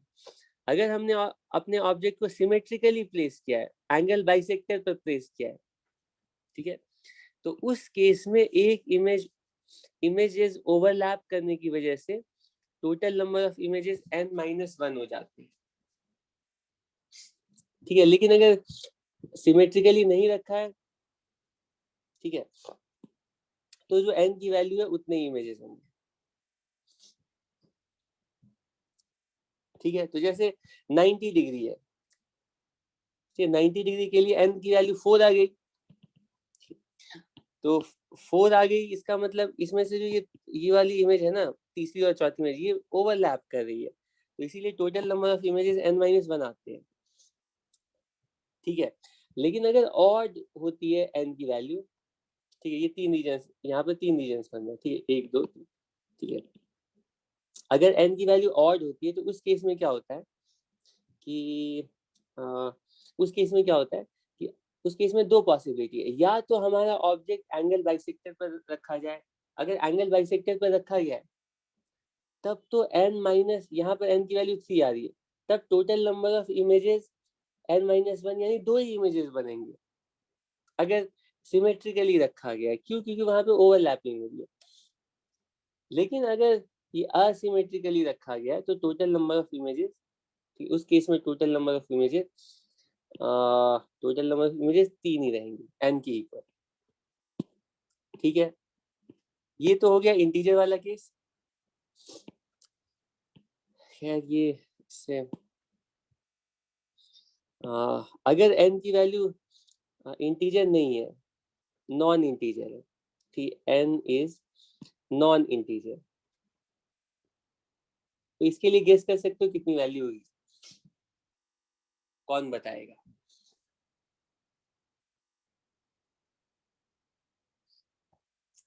बताओ, क्या होना चाहिए? कैसे पता लगाएंगे नॉन इंटीजर केस के लिए? कैसे पता लगाएंगे? वो आसान है बताना। ये 90 डिग्री वाला केस है ना तुम्हारे पास, ये 90 डिग्री पर दो ऑब्जेक्ट्स रखे गए हैं, इस टाइम में n की वैल्यू कितनी है? 4 है, ठीक है, 4-1, एक इमेज ओवरलैप कर रहा है, तो टोटल नंबर ऑफ इमेजेस 3 आ रहे हैं। ठीक है, लेकिन मैं कह रहा हूँ कि तुम इमेजिन करो, ठीक है, तुम इमेजिन करो कि ये जो एंगल है इनके बीच का, इसको थोड़ा हम कम कर देते हैं। उस केस में क्या होगा? यहाँ पर हमारा यहाँ पर हमारा है एंगल को हम कम कर देते हैं, यानी एन को बढ़ा देते हैं। एंगल पहले 90 डिग्री है और एन की वैल्यू 4 है। ठीक, थीटा की वैल्यू मान लो 89 डिग्री कर दी और एन की वैल्यू 4.01 कर दी। इस बार कितने इमेजेस आएंगे बताओ। एन की वैल्यू 4 नहीं है, 4 से ज्यादा है। एन की वैल्यू इवन नहीं है, अब इंटीजर ही नहीं है, 4 पॉइंट समथिंग। उस केस में क्या होगा पता है, यहीं से थोड़ा सा इमेजेस कैसे की पोजीशंस कैसे चेंज होगी, थोड़ा गेस करने की कोशिश करो।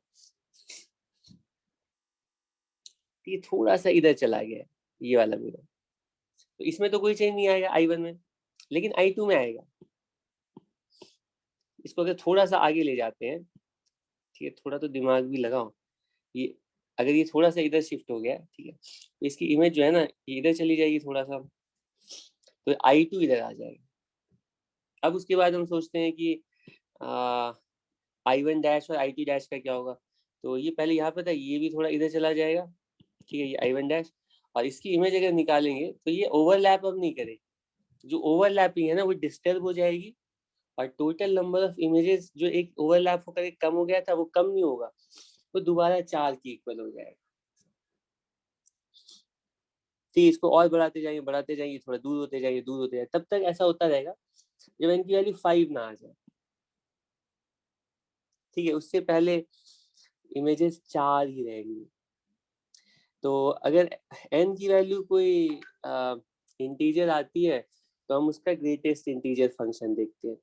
ग्रेटेस्ट इंटीजर फंक्शन का मतलब है, ठीक है, नंबर ऑफ इमेजेस हम बोलते हैं ग्रेटेस्ट इंटीजर फंक्शन, और ग्रेटेस्ट इंटीजर फंक्शन का मतलब होता है, ठीक है, integer not greater than greatest integer not ये greatest integer less than this number. मान लो ये 1 है, 4.1, 4.2, 4.3, इन सब का ग्रेटेस्ट इंटीजर हम बोलते हैं 4 है। तो वो सबसे ज्यादा इंटीजर की वैल्यू जो 4.1 को एक्सीड ना करे तो 4 होगा। ठीक है, अगर तुम्हें बोला जाए n की वैल्यू 5.5 आ रही है तो टोटल नंबर ऑफ इमेजेस 5 होंगे। ठीक है, इस पे हमने कुछ ज्यादा ही डिस्कशन कर लिया।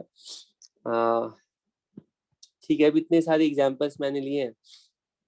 2 क्वेश्चंस मैं लास्ट पूछने जा रहा हूँ तुम लोगों से, थोड़ा अच्छे लेवल के प्लेन मिरर के क्वेश्चन है, सॉल्व करने में 30 सेकेंड का टाइम लगना चाहिए। ठीक है, लेकिन तुम लोग थोड़ा सोच करके आंसर देना। ठीक है, ठीक है, एक तो इसी की हेल्प से हम बना लेंगे। इस क्वेश्चन को भी अभी लेते हैं। इस क्वेश्चन को पहले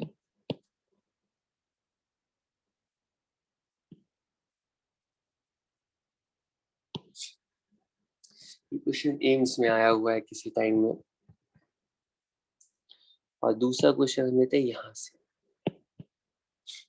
ठीक है,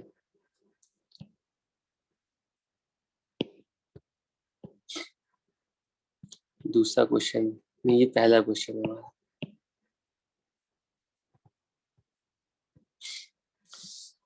ठीक है, क्वेश्चन क्या है हमारा, तो क्वेश्चन मैं बता रहा हूँ, क्वेश्चन ध्यान से समझना।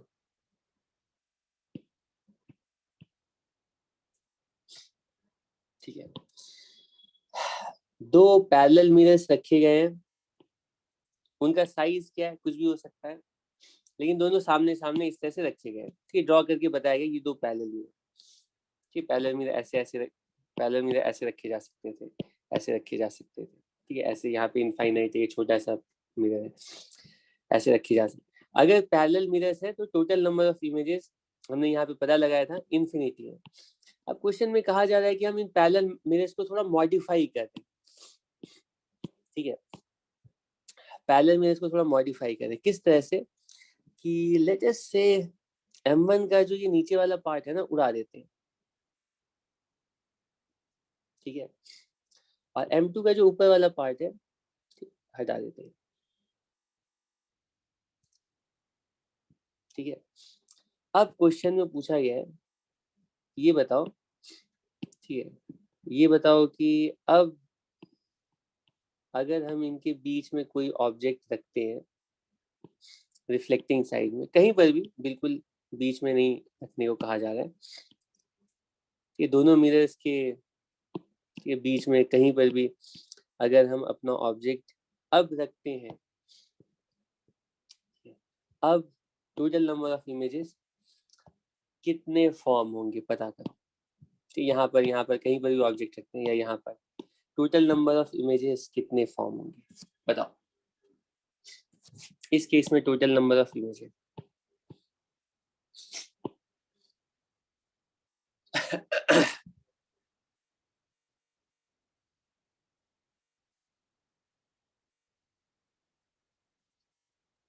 कितने होंगे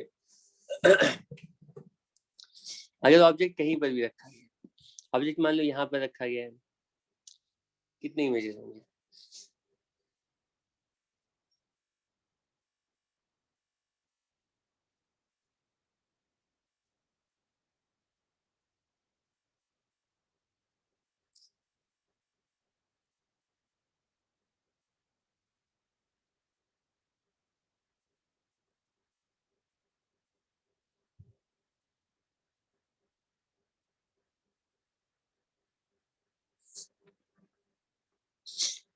अरे सोचो जरा, चलो मैं एक काम करता हूँ, एक केस के लिए मैं सॉल्व कर देता हूँ, बाकी के लिए तुम लोग करना।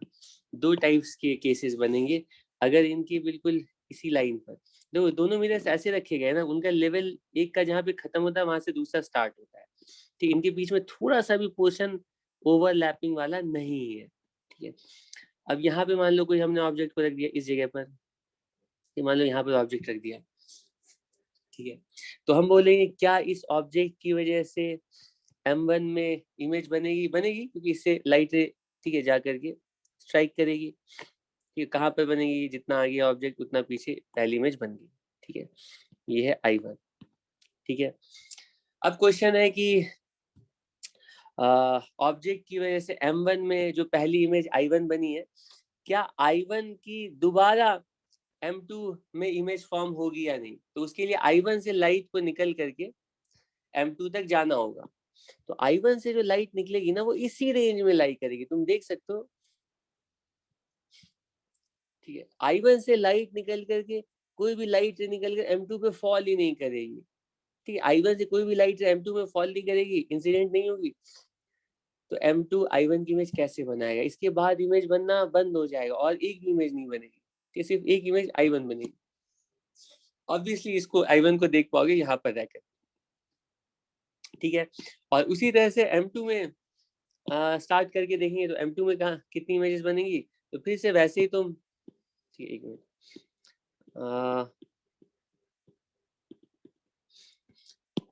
ठीक है, तो फिर से बिल्कुल वैसे ही M2 से सारी चीजें स्टार्ट करोगे, एक इमेज यहाँ I2 बनी, M2 में भी इमेज बनाओगे तो हम बोलेंगे यहाँ से रिफ्लेक्ट हो गई, और दूसरी लाइट है कहीं पर भी ले सकते हैं, ठीक है, मान लो यहाँ पे लाइट ले ली, ठीक है, तुम देख सकते हो कि M2 में एक इमेज बनेगी, लेकिन ये जो I1 डैश है ये M1 के लिए ऑब्जेक्ट कभी बन ही नहीं पाएगी, क्योंकि I1 से जो, ठीक है, लाइट निकलेगी वो इसी रेंज में लाई करेगी, इस रेंज में, इसी बीच में,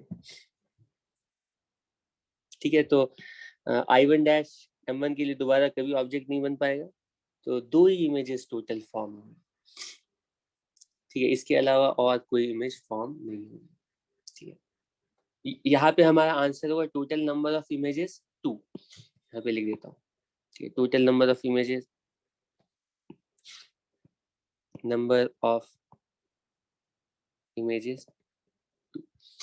अब क्वेश्चन है कि अगर हम ऑब्जेक्ट को थोड़ा नीचे कर दें तो कितने इमेजेस फॉर्म होते हैं उस केस में। अच्छा, इसी केस में ना अगर मिरर का थोड़ा सा भी ओवरलैपिंग पार्ट आता, मान लो ये मिरर थोड़ा सा यहाँ तक एक्सटेंड कर जाती, तब तो इनफाइनाइट इमेजेस फॉर्म हो जाते, क्योंकि ये लाइट मल्टीपल रिफ्लेक्शन ऐसे ऐसे करती रहती और इमेजेस फॉर्म होते रहते, ठीक है। लेकिन अगर इनका कोई ओवरलैपिंग पार्ट नहीं आ रहा है, ठीक है, अब, ठीक है, अब यहाँ पर दो ही इमेजेस रहेंगी, अब इसके आगे बोला जाता है ऑब्जेक्ट अगर कहीं यहाँ पर रखा रहता, कितनी इमेज, यहाँ पे तुम चेक करना 3 इमेजेस बनेंगी, ठीक है। ओके, नेक्स्ट क्वेश्चन है, इसको एटलीस्ट तुम लोग खुद से सॉल्व करो। हमने कहीं पर भी, ठीक है, बीच में कहीं पर ऑब्जेक्ट को यूं रख दिया है, पूछा जा रहा है कितनी इमेजेस बनेंगी, तुम बोलोगे 3 इमेजेस बनेंगी, ठीक है। कहाँ कहाँ पर बनेंगी तो वो भी जल्दी से पता लगा सकते हो, एक यहाँ पर हो गए, यहाँ पर हो गए, यहाँ पर, ठीक है। ये पूरा ऐसे रेक्टेंगल बन जाएगा, ठीक है। लेकिन क्वेश्चन में थोड़ा मॉडिफिकेशन किया गया है। क्वेश्चन में बोला है कि टोटल नंबर ऑफ इमेजेस बनाओ जबकि ये वाली लाइन, मतलब इसके पैरेलल ये वाली परपेंडिकुलर ड्रॉप करो, परपेंडिकुलर ड्रॉप करो। क्वेश्चन में कहा गया है कि हमारा मिरर ना यहीं से स्टार्ट ही हो रहा है। अब पूछा गया है, अब पूछा गया है कि ये बताओ कितनी इमेज, अब कितनी इमेजेस फॉर्म होंगी, ठीक है। सॉल्व करो,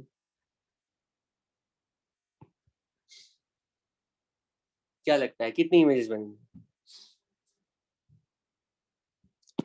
अरे पिछला तो बताया तुम्हें, इसमें तो और जल्दी बताना चाहिए। यहाँ पर हम बोलेंगे नंबर ऑफ इमेजेस कितनी होंगी। देखो यहाँ पे जो भी लाइट है M1 पर फॉल होगी, M1 ऑब्जेक्ट की M1 तो इमेज बनाएगा ही, लेकिन M1 से जो भी रिफ्लेक्टेड लाइट रे है ना, ठीक है, जो रिफ्लेक्टेड लाइट रे है, इसकी इमेज यहाँ पर बन गई I1। लेकिन कोई भी रिफ्लेक्टेड लाइट रे, ठीक है, I1 से वो दोबारा M2 पर जा ही नहीं पाएगी, सारी रिफ्लेक्टेड लाइट रे इसी रीजन में रहेंगी, ठीक है। तो M1 से स्टार्ट करेंगे एक इमेज बनेगी, उसी तरह M2 से स्टार्ट करेंगे एक इमेज बनेगी, टोटल 2 इमेजेस बनेंगी यहाँ पर, ठीक है। M2 पर भी जो लाइट रे आएगी वो रिफ्लेक्ट होकर के दोबारा M1 पर नहीं जा पाएगी। हाँ, अगर यहाँ वाला पोर्शन होता तो रिफ्लेक्टेड लाइट रे दोबारा M1 पर आती, तो रिफ्लेक्टेड लाइट रे मतलब M2 की जो ऑब्जेक्ट है वो M1 के लिए इमेज की तरह दोबारा ट्रीट होती और M1 उस ऑब्जेक्ट की दोबारा इमेज फॉर्म करता। लेकिन यहाँ पे ऐसा नहीं हुआ, दोनों से एक एक इमेज बनेगी और हम बोलेंगे यहाँ पर टोटल नंबर ऑफ इमेजेस सिर्फ 2 होंगी, ठीक है, कोई प्रॉब्लम नहीं है। चलो ठीक है, ठीक, अब हम लोग, ठीक है, आगे चल सकते हैं, ठीक है। स्फेरिकल मिरर्स के लिए मैं बस मिरर फॉर्मूला आज डिराइव कर दे रहा हूँ, कल फिर स्फेरिकल मिरर्स के क्वेश्चंस करेंगे, ठीक है। जल्दी तो नहीं है?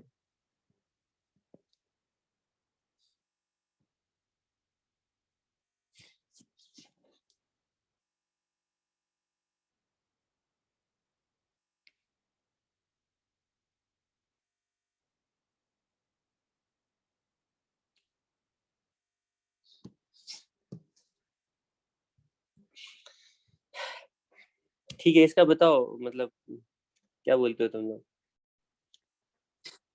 ये कंटिन्यू कर रहा हूँ स्फेरिकल मिरर्स, पहले हम मिरर फार्मूला। अच्छा, ईद की वजह से हम लोग को 2 दिन क्लासेस मिल जाएंगी, है ना?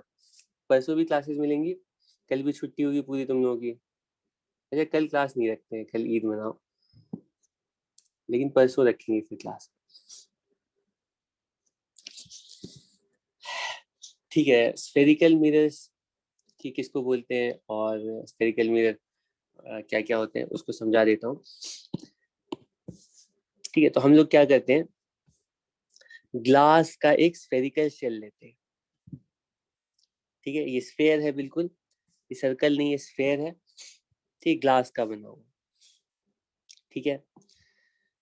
अब क्या करते हैं, इसकी सिल्वरिंग करते हैं, ठीक है। सिल्वरिंग 2 तरीके से कर सकते हैं, एक तो इस ठीक है, स्फेयर को हम लोग स्फेयर की आउटर सरफेस की सिल्वरिंग करें, यूं इस तरह से, ठीक है।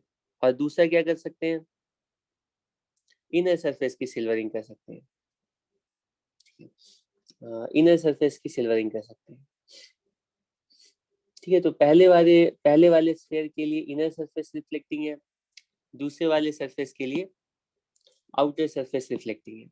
अगला काम क्या करते हैं कि अगला काम क्या करते हैं, इसको कट कर देते हैं। मान लो किसी ठीक है प्लेन से इस मिरर को यूं इस तरह से कट कर दिया, ठीक इस प्लेन से किसी प्लेन से यूं कट कर दिया, ठीक है इस तरह से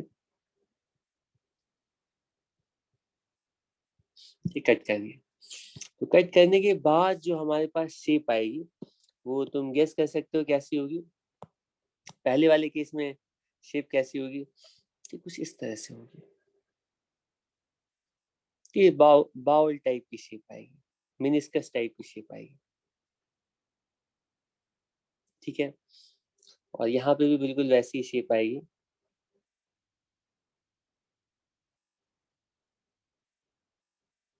ठीक है। ठीक है, और इनमें ठीक है, तो ये जो हमारा पहला वाला मिरर है उसमें ठीक है आउटर साइड सिल्वर्ड है, इसमें इनर साइड सिल्वर्ड है, ठीक है। तो ये जो पहले टाइप का मिरर है ये कहलाएगा, क्योंकि ये इसका जो सरफेस है ना, जो रिफ्लेक्टिंग सरफेस है वो कॉनकेव शेप का है। कॉनकेव का मतलब है तुम याद रखने के लिए इसको कह सकते हो, ये केव वाला टर्म है ना, तो ये केव की तरह है, ठीक है। ये अंदर थोड़ा ठीक है हॉलो है, तो ये कहलाता है कॉनकेव मिरर, ठीक है। और ये दूसरा वाला जो मिरर है जिसका कि रिफ्लेक्टिंग साइड ऐसा कॉन्वेक्स है, बाहर की तरफ निकला हुआ, तो ये मिरर कहलाता है कॉन्वेक्स मिरर, ठीक है। पहला वाला मिरर कहलाता है कॉनकेव मिरर, ठीक याद रहेगा, ये केव की तरह है। और दूसरा वाला जो मिरर है वो कहलाता है कॉन्वेक्स मिरर, ठीक है।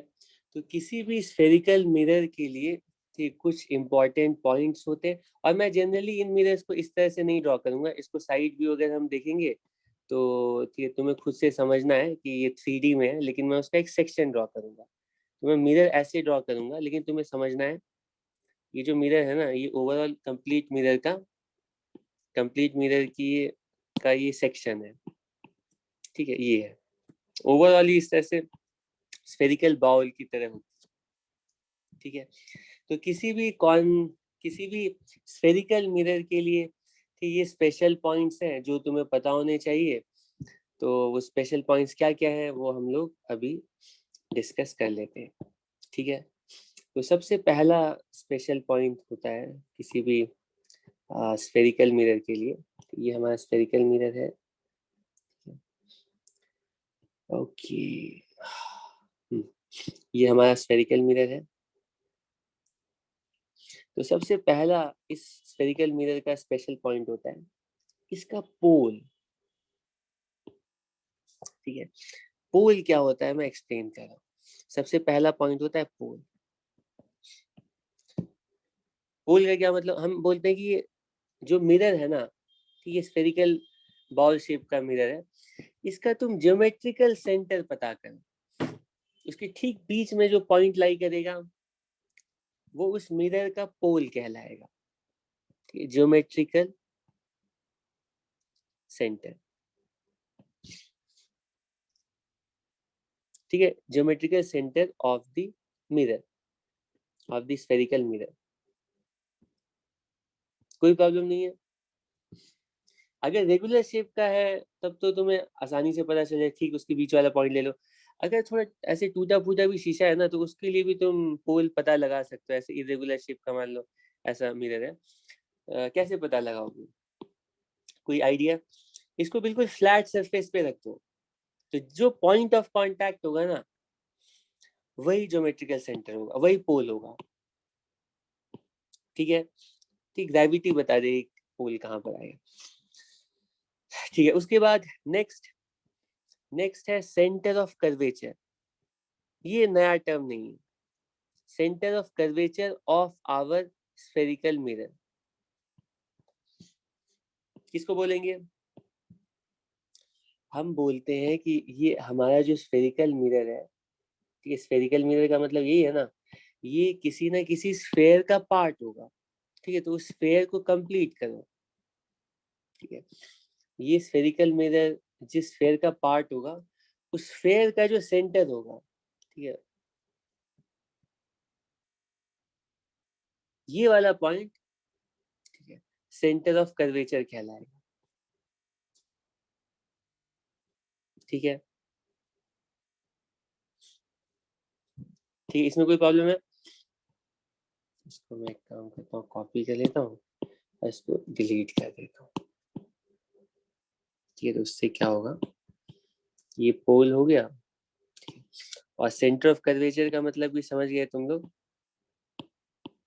ठीक है। तो सेंटर ऑफ कर्वेचर का मतलब हम बोलते हैं कि centre of sphere, centre of the sphere, ठीक है, of which this mirror is a part, ठीक है, centre of the sphere of which this spherical mirror is a part,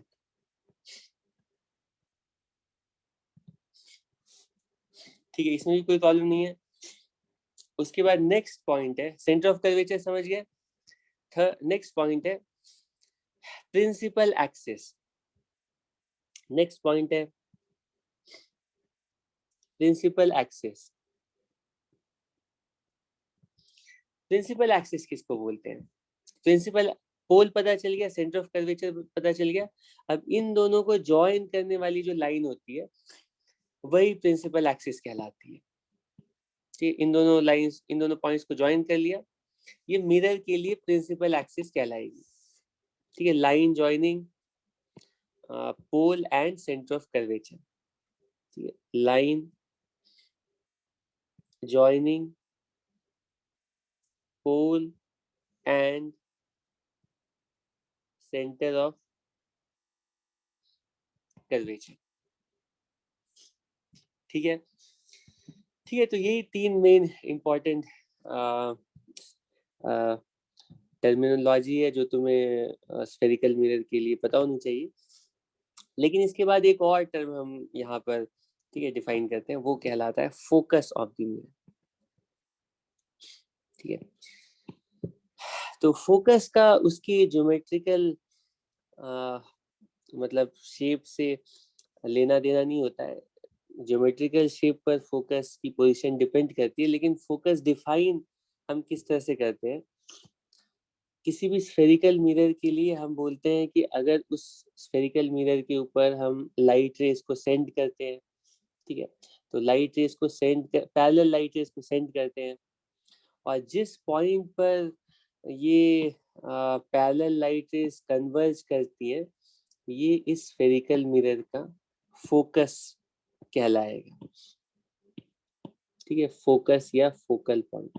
ये नाम से भी समझ में आ रहा होगा, हम ऐसे पैरेलल लाइट रेस सेंड करते हैं, मिरर के ऊपर पैरेलल लाइट रेज ऐसे सेंड करते हैं, और ये पैरेलल लाइट रेज जिस पॉइंट पर कन्वर्ज करती हैं, रिफ्लेक्ट होकर के ये सारी पैरेलल लाइट रेज ना बिल्कुल एक पॉइंट से पास करेंगे, तो ये जिस एक पॉइंट से पास कर रही है, उस पॉइंट का नाम हम रखते हैं फोकस पॉइंट। ये कहलाता है, ये वाला जो पॉइंट है ये कहलाएगा focus of the spherical mirror, ठीक है, point at which parallel light rays converge, incident on the mirror converge, parallel light raise, अब मैं ऐसे ही शॉर्ट में लिख देता हूँ, वो अंडरस्टूड है कि parallel light rays incident on the mirror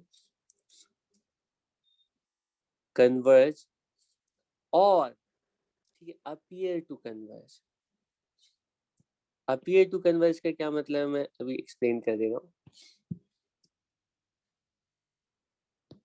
ठीक है, तो हमारे पास अगर मान लो इस तरह से ये कॉनकेव मिरर है, तो उसके लिए तो मैंने एक्सप्लेन किया ही है कि इसके लिए फोकस कहाँ पर होगा, ये वाला पॉइंट फोकस है, सॉरी उसके लिए पोल कहाँ पर होगा, geometrical centre, centre of curvature कहाँ पर होगा, तो इसको हम सर्कल को कंप्लीट करेंगे, सर्कल का जो सेंटर होगा ये सेंटर ऑफ कर्वेचर हो गया। प्रिंसिपल एक्सिस क्या होगी, इन दोनों को ज्वाइन करने वाली लाइन प्रिंसिपल एक्सिस हो गई। फोकस कहाँ पर होगा, तो फोकस हम पैरेलल लाइट रे सेंड करके देखेंगे कहाँ पर ये मीट करती है, तो जहाँ पर मीट करेंगे वो पॉइंट फोकस कहलाएगा। ठीक है, बिल्कुल इसी तरह से अगर हमारे पास, ठीक है, कॉन्वेक्स मिरर है, ठीक है, इसका रिफ्लेक्टिंग सरफेस कॉन्वेक्स है, इसके लिए बोला जाए पोल कहाँ पर होगा, पोल में तो कोई कंफ्यूजन नहीं, ये वाला पॉइंट पोल होगा यहाँ पर। ठीक है, सेंटर ऑफ कर्वेचर किधर होगा, इस बार रिफ्लेक्टिंग साइड इधर है, लेकिन इसका सेंटर ऑफ कर्वेचर किधर होगा, जब हम सर्कल को कंप्लीट करेंगे तो उसका सेंटर किधर, वो इधर आ गया है। ठीक है, तो सेंटर ऑफ कर्वेचर मिरर का कुछ राइट में लाई करेगा इस बार। प्रिंसिपल एक्सिस इन दोनों को ज्वाइन कर दो, ये प्रिंसिपल एक्सिस हो गई। फोकस किधर लाई करेगा, अब ये कॉन्वेक्स सरफेस के ऊपर अगर हम लाइट रेस को सेंड करते हैं ना, तो तुम गेस कर सकते हो वो लाइट रेस कन्वर्ज नहीं करेंगी, ठीक, वो डाइवर्ज करेंगी। ठीक है, अगर ये मान लो ये प्लेन मिरर होता तब तो ये लाइट रेस सीधी जाती। अब इस सिर्फ ऊपर वाले पार्ट के लिए कह रहा हूँ, ऊपर वाले पार्ट के लिए सोचो कि अब इस मिरर को ना अगर हम यूं थोड़ा आगे की तरफ बेंड करते हैं तो लाइट अंदर जाती है, और अगर हम मिरर को ऊपर की तरफ ऐसे इधर की तरफ बेंड करते हैं तो ये लाइट ऐसे दूर चली जाएगी। ठीक है, तो ये जो लाइट रेज है ना ये डाइवर्ज करेंगी। ठीक है, ये डाइवर्ज करेंगी। तो अब इन लाइट रेज को अगर हम ठीक आगे एक्सटेंड करेंगे तो आगे तो ये लाइट रेज और दूर चलती जाने, कहीं मीट नहीं करेंगी, तो इनको हम एक्स्ट्रापोलेट करेंगे तो पता चलता है कि कॉन्वेक्स मिरर के लिए ये जो रिफ्लेक्टेड लाइट रेज है वो एक्चुअली मीट नहीं करती है, वो ठीक है वो अपीयर होती है मीट होती हुई मिरर के पीछे किसी पॉइंट पर, ये पॉइंट कॉन्वेक्स मिरर का फोकस कहलाएगा। इस बार फोकस मिरर के सामने नहीं होगा, मिरर के पीछे होगा। ये कहाँ पर होगा, तो पैरेलल लाइट रेज को सेंड करेंगे, सेंड करके रिफ्लेक्टेड लाइट रेज बनाएंगे और रिफ्लेक्टेड लाइट रेज का पॉइंट ऑफ इंटरसेक्शन देखेंगे, तब पता चलेगा। कोई प्रॉब्लम नहीं है, ठीक है। अब इसके बाद क्वेश्चन उठता है कि अगर हम अपने कॉनकेव मिरर के सामने कहीं पर ऑब्जेक्ट रखते हैं, तो ये concave mirror, sorry concave mirror नहीं, स्फेरिकल मिरर, ये स्फेरिकल मिरर की ऑब्जेक्ट की इमेज कहाँ पर फॉर्म करेगा। ठीक है, स्फेरिकल मिरर ऑब्जेक्ट की इमेज कहाँ पर फॉर्म करेगा। ठीक है, कैसे पता लगाएंगे, तो कोई प्रॉब्लम नहीं है। पिछली क्लास में हम लोगों ने डिस्कस किया था कि चाहे कैसा भी सरफेस हो, ऑब्जेक्ट और इमेज की रिलेशनशिप निकालने के लिए ये स्टेप्स फॉलो करते हैं। सबसे पहले ऑब्जेक्ट और इमेज के लिए रे डायग्राम ड्रॉ करते हैं। ठीक है, using reflection, law of reflection use करके पहले रे डायग्राम बना करके इमेज ड्रॉ करेंगे, उसके बाद ज्योमेट्री यूज करके और लॉ ऑफ रिफ्लेक्शन यूज करके ही मैथमेटिकली ऑब्जेक्ट और इमेज की डिस्टेंस को रिलेट करेंगे। और थर्ड पॉइंट है कि डिस्टेंस की रिलेशनशिप को यूज करके ऑब्जेक्ट और इमेज के कोऑर्डिनेट्स को हम रिलेट करेंगे। ठीक है, तो कोऑर्डिनेट्स वाला जो पॉइंट है वो क्या है, क्यों कर रहे हैं, वो सब अभी थोड़ी देर में समझ में आएगा। ठीक है, तो इस बार हमारे पास एक स्फेरिकल मिरर है। ठीक है, और इस स्फेरिकल मिरर के लिए हमें पता लगाना है, ठीक है, इमेज कहाँ पर, इसके सामने कहीं पर भी ऑब्जेक्ट रख दिया गया है और उस ऑब्जेक्ट से लाइट रेज निकल करके मिरर के ऊपर इंसिडेंट होती है तो रिफ्लेक्ट भी होती है, कहाँ पर इमेज कहाँ पर फॉर्म होगी। ठीक है, हम लोग को पता लगाना है। ठीक है, इमेज कहाँ पर फॉर्म होगी। ठीक है, तो उससे पहले मैं लेटेस्ट से इस हमारे मिरर का कहीं ना कहीं सेंटर ऑफ कर्वेचर होगा और प्रिंसिपल एक्सिस होगी। तो पहले मैं प्रिंसिपल एक्सिस मान लो कुछ यहीं पर है, ठीक है, क्योंकि सेंटर ऑफ कर्वेचर यहीं इसी लाइन पे रहेगी। और centre of curvature, let us से सेंटर ऑफ कर्वेचर कुछ कि यहाँ पर है, ठीक है, ठीक है, इसको सी बोल लेते हैं। ये है सेंटर ऑफ कर्वेचर, कोई प्रॉब्लम नहीं है, ठीक है। अब इस प्रिंसिपल एक्सिस के ऊपर हम कोई ऑब्जेक्ट रखने जा रहे हैं और पता करने जा रहे हैं कि प्रिंसिपल एक्सिस के ऊपर अगर कोई पॉइंट ऑब्जेक्ट स्फेरिकल मिरर के सामने रखा जाता है तो इस स्फेरिकल मिरर पॉइंट ऑब्जेक्ट की इमेज कहाँ पर फॉर्म करता है, ठीक है। हमारा पॉइंट ऑब्जेक्ट कुछ लेटेस्ट से कहीं पर भी ले लेते हैं, यहाँ पर कहीं पर भी तुम्हें जहाँ पे ज्यादा अच्छा लगे वहां पे ले। मान लो हम अपना ऑब्जेक्ट कुछ यहाँ पर ड्रॉ करते हैं, ये हमारा ऑब्जेक्ट है, ठीक है। इस ऑब्जेक्ट की इमेज कहाँ पर फॉर्म होगी, तो सबसे पहला स्टेप है रे डायग्राम ड्रॉ करते हैं। यूं तो इस ऑब्जेक्ट के से इनफाइनाइट लाइट रेस, ठीक है, निकल करके मिरर पे इंसिडेंट होंगी और वो रिफ्लेक्ट भी होंगी। अब पता लगाना है कि वो रिफ्लेक्ट भी होंगी, तो रिफ्लेक्ट होकर के किस पॉइंट पर मीट करेंगी, ठीक है, रिफ्लेक्टेड लाइट रेस किस पॉइंट पर मीट करे, वही पॉइंट इमेज कहलाएगा। तो इमेज की पोजीशन पता लगाने के लिए हमें इतने सारे लाइट रेस की जरूरत नहीं है, हम इनमें से कोई भी दो जो सबसे सिंपल पॉपुलर लाइट रेज होंगी, जो पॉपुलर पाथ्स होंगे उनको हम चूज कर लेंगे, ठीक। उनमें से सबसे पहला पाथ जो है ना, पहली लाइट रे जो मैं ऑब्जेक्ट से ठीक कंसीडर कर रहा हूँ, वो नेचुरली है ऐसी लाइट रे जो कि प्रिंसिपल एक्सिस के अलोंग ट्रैवल कर रही है, ठीक है। तो पहली लाइट रे ना हम अज्यूम करें यूं इस तरह से, ठीक है। पहली लाइट रे हम अज्यूम करें,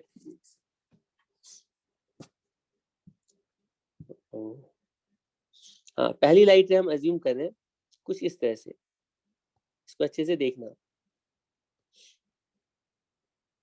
ये लाइट रे कैसे जा रही दिख रही है,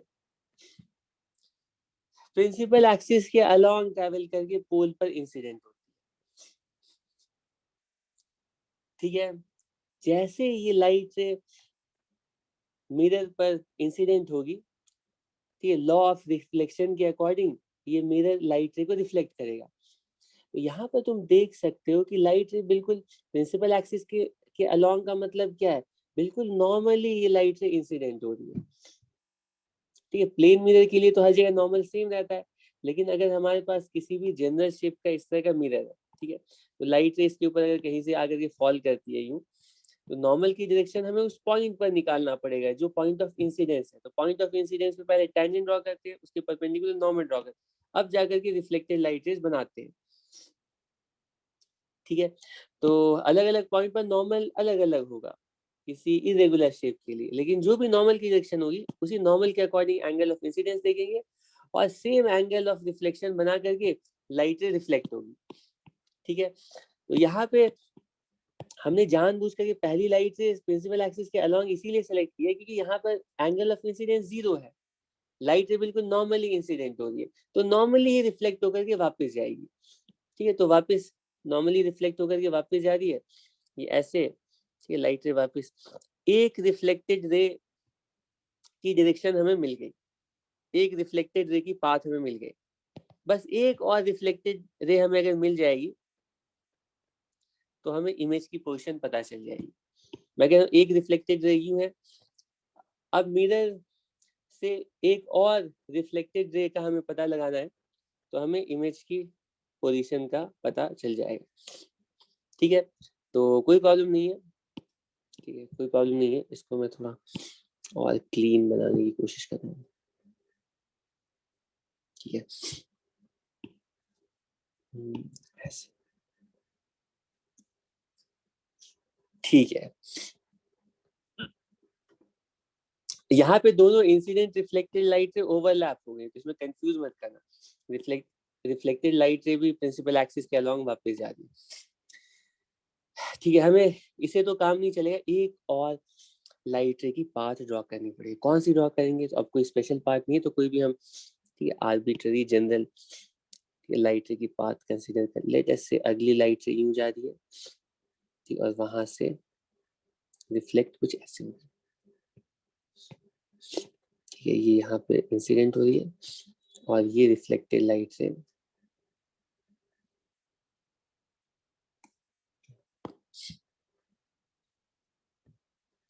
ठीक है।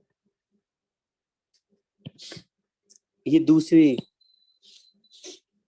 अच्छा मैंने पूरा ही बना दिया, चलो इसको 1 मिनट 2 स्टेप में बनाते हैं। हाँ, तो दूसरी इंसिडेंट लाइट रे कुछ ऐसे बनाते हैं। तो ये दूसरी लाइट से मैं ऑब्जेक्ट से निकाल करके मिरर पर इंसिडेंट कर रहा हूँ, ठीक है। जैसे ही मिरर पर फॉल होगी, रिफ्लेक्ट करेगी। कैसे रिफ्लेक्ट करेगी? जितना एंगल ऑफ इंसिडेंस है उतना ही एंगल ऑफ रिफ्लेक्शन बना करके। तो एंगल ऑफ इंसिडेंस कितना है, कैसे पता लगाएंगे? तो क्योंकि हमें पता है कि ये जो मिरर है ये स्फेरिकल मिरर है, और स्फेयर्स की प्रॉपर्टी होती है कि किसी भी पॉइंट पर, ठीक है, किसी भी पॉइंट पर जो नॉर्मल की डायरेक्शन होती है ना, ठीक है, वो रेडियस के अलोंग होती है। मतलब किसी पॉइंट पर टेंजेंट ड्रॉ करो और उसके परपेंडिकुलर जो लाइन होगी वही तो नॉर्मल होगी। और नॉर्मल की डायरेक्शन का मतलब है कि सेंटर को ज्वाइन करने वाली लाइन या रेडियस वाली लाइन, ठीक है।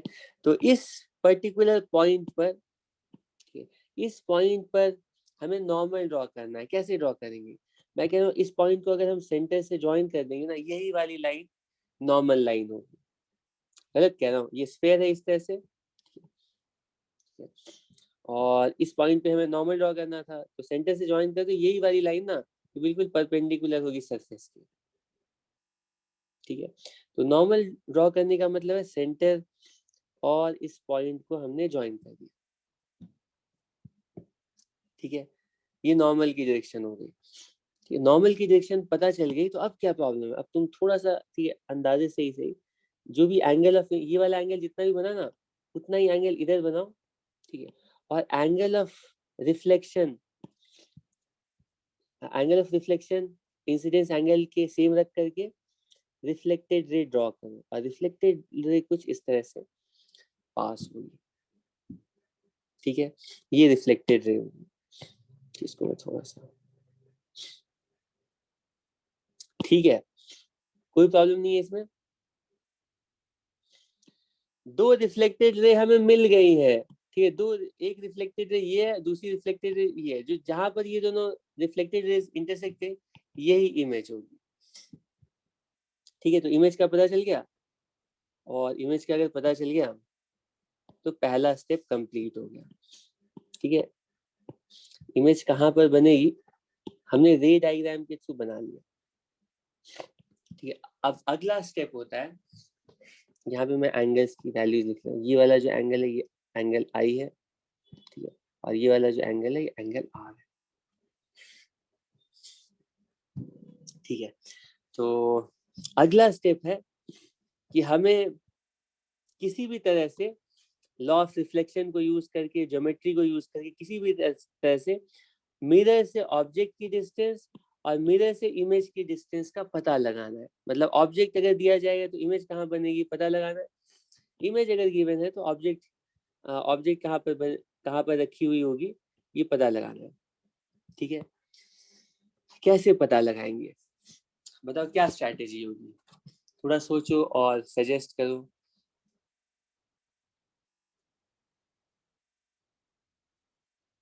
बताओ।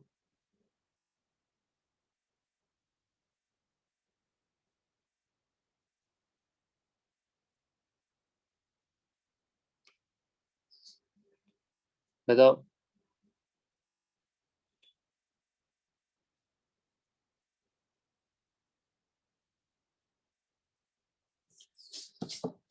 ठीक है, तो हम सोचेंगे कि यहाँ पे हमें ऑब्जेक्ट और इमेज से रिलेटेड क्या इंफॉर्मेशन पता है। हमें बस इतनी इंफॉर्मेशन है कि ये जो इमेज फॉर्म हो रही है वो रिफ्लेक्टेड लाइट रे की वजह से फॉर्म हो रही है, ऑब्जेक्ट फॉर्म हो रही है इंसिडेंट लाइट रे की वजह से, ठीक है। तो हमें इंसिडेंट लाइट रे और रिफ्लेक्टेड लाइट रे के बीच में रिलेशनशिप चाहिए। तो उसके लिए हमारे पास लॉ ऑफ रिफ्लेक्शन है, और law of reflection law of reflection angles को रिलेट करता है। ठीक है, तो अभी और हमारे पास कोई रिलेशनशिप नहीं है, तो यहीं से स्टार्ट करते हैं। हम बोलेंगे कि ऑब्जेक्ट और इमेज वहीं पर होंगे जहां पर होने से एंगल ऑफ इंसिडेंस मतलब ये वाला एंगल और एंगल ऑफ रिफ्लेक्शन यानी कि ये वाला एंगल, ये दोनों एंगल सेम होंगे।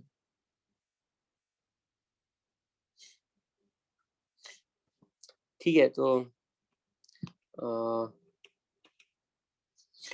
हम लोग क्या लिखेंगे, हम लिखेंगे आई इक्वल्स आर। अगला स्टेप है कि इस आई इक्वल्स आर वाले रिलेशनशिप से हमें ओपी और आईपी का रिलेशनशिप निकालना है। मतलब एंगल की रिलेशनशिप हमें पता है और किसी तरह से एंगल की रिलेशनशिप से ऑब्जेक्ट और इमेज की पोजीशंस का रिलेशनशिप निकालना है। तो हम सोचेंगे कि रिलेशनशिप एंगल के टर्म्स में है, तो पहले कम से कम ऑब्जेक्ट और इमेज की डिस्टेंसेस को रहने देते हैं। पहले ऑब्जेक्ट और इमेज कितना एंगल बना रहे हैं, उन एंगल्स में रिलेशनशिप निकालने की कोशिश करते हैं। कौन कौन से एंगल्स में, इन एंगल्स का नाम रख देते हैं। Late us call this angle alpha which is the angle made by object, ठीक है, at the point of incidence, and let us call this angle beta. हाँ, स्क्रीन विजिबल नहीं। ओ एक सेकेंड,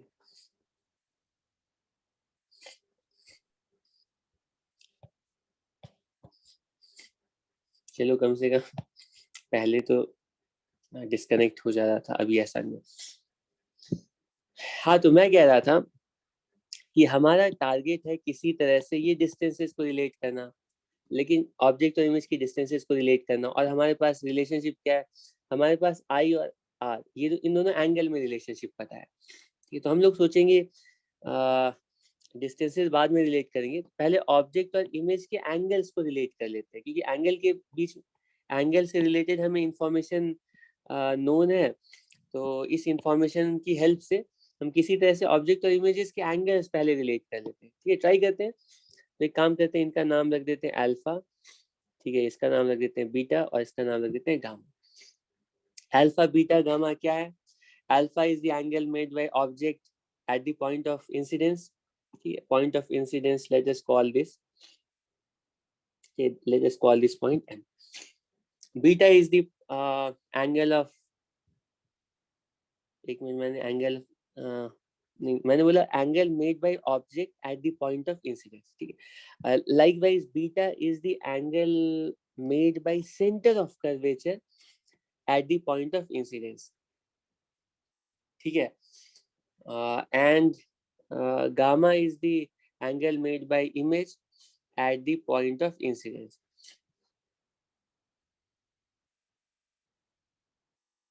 ठीक है, ठीक है, ठीक है, तो हम लोग सोचते हैं किसी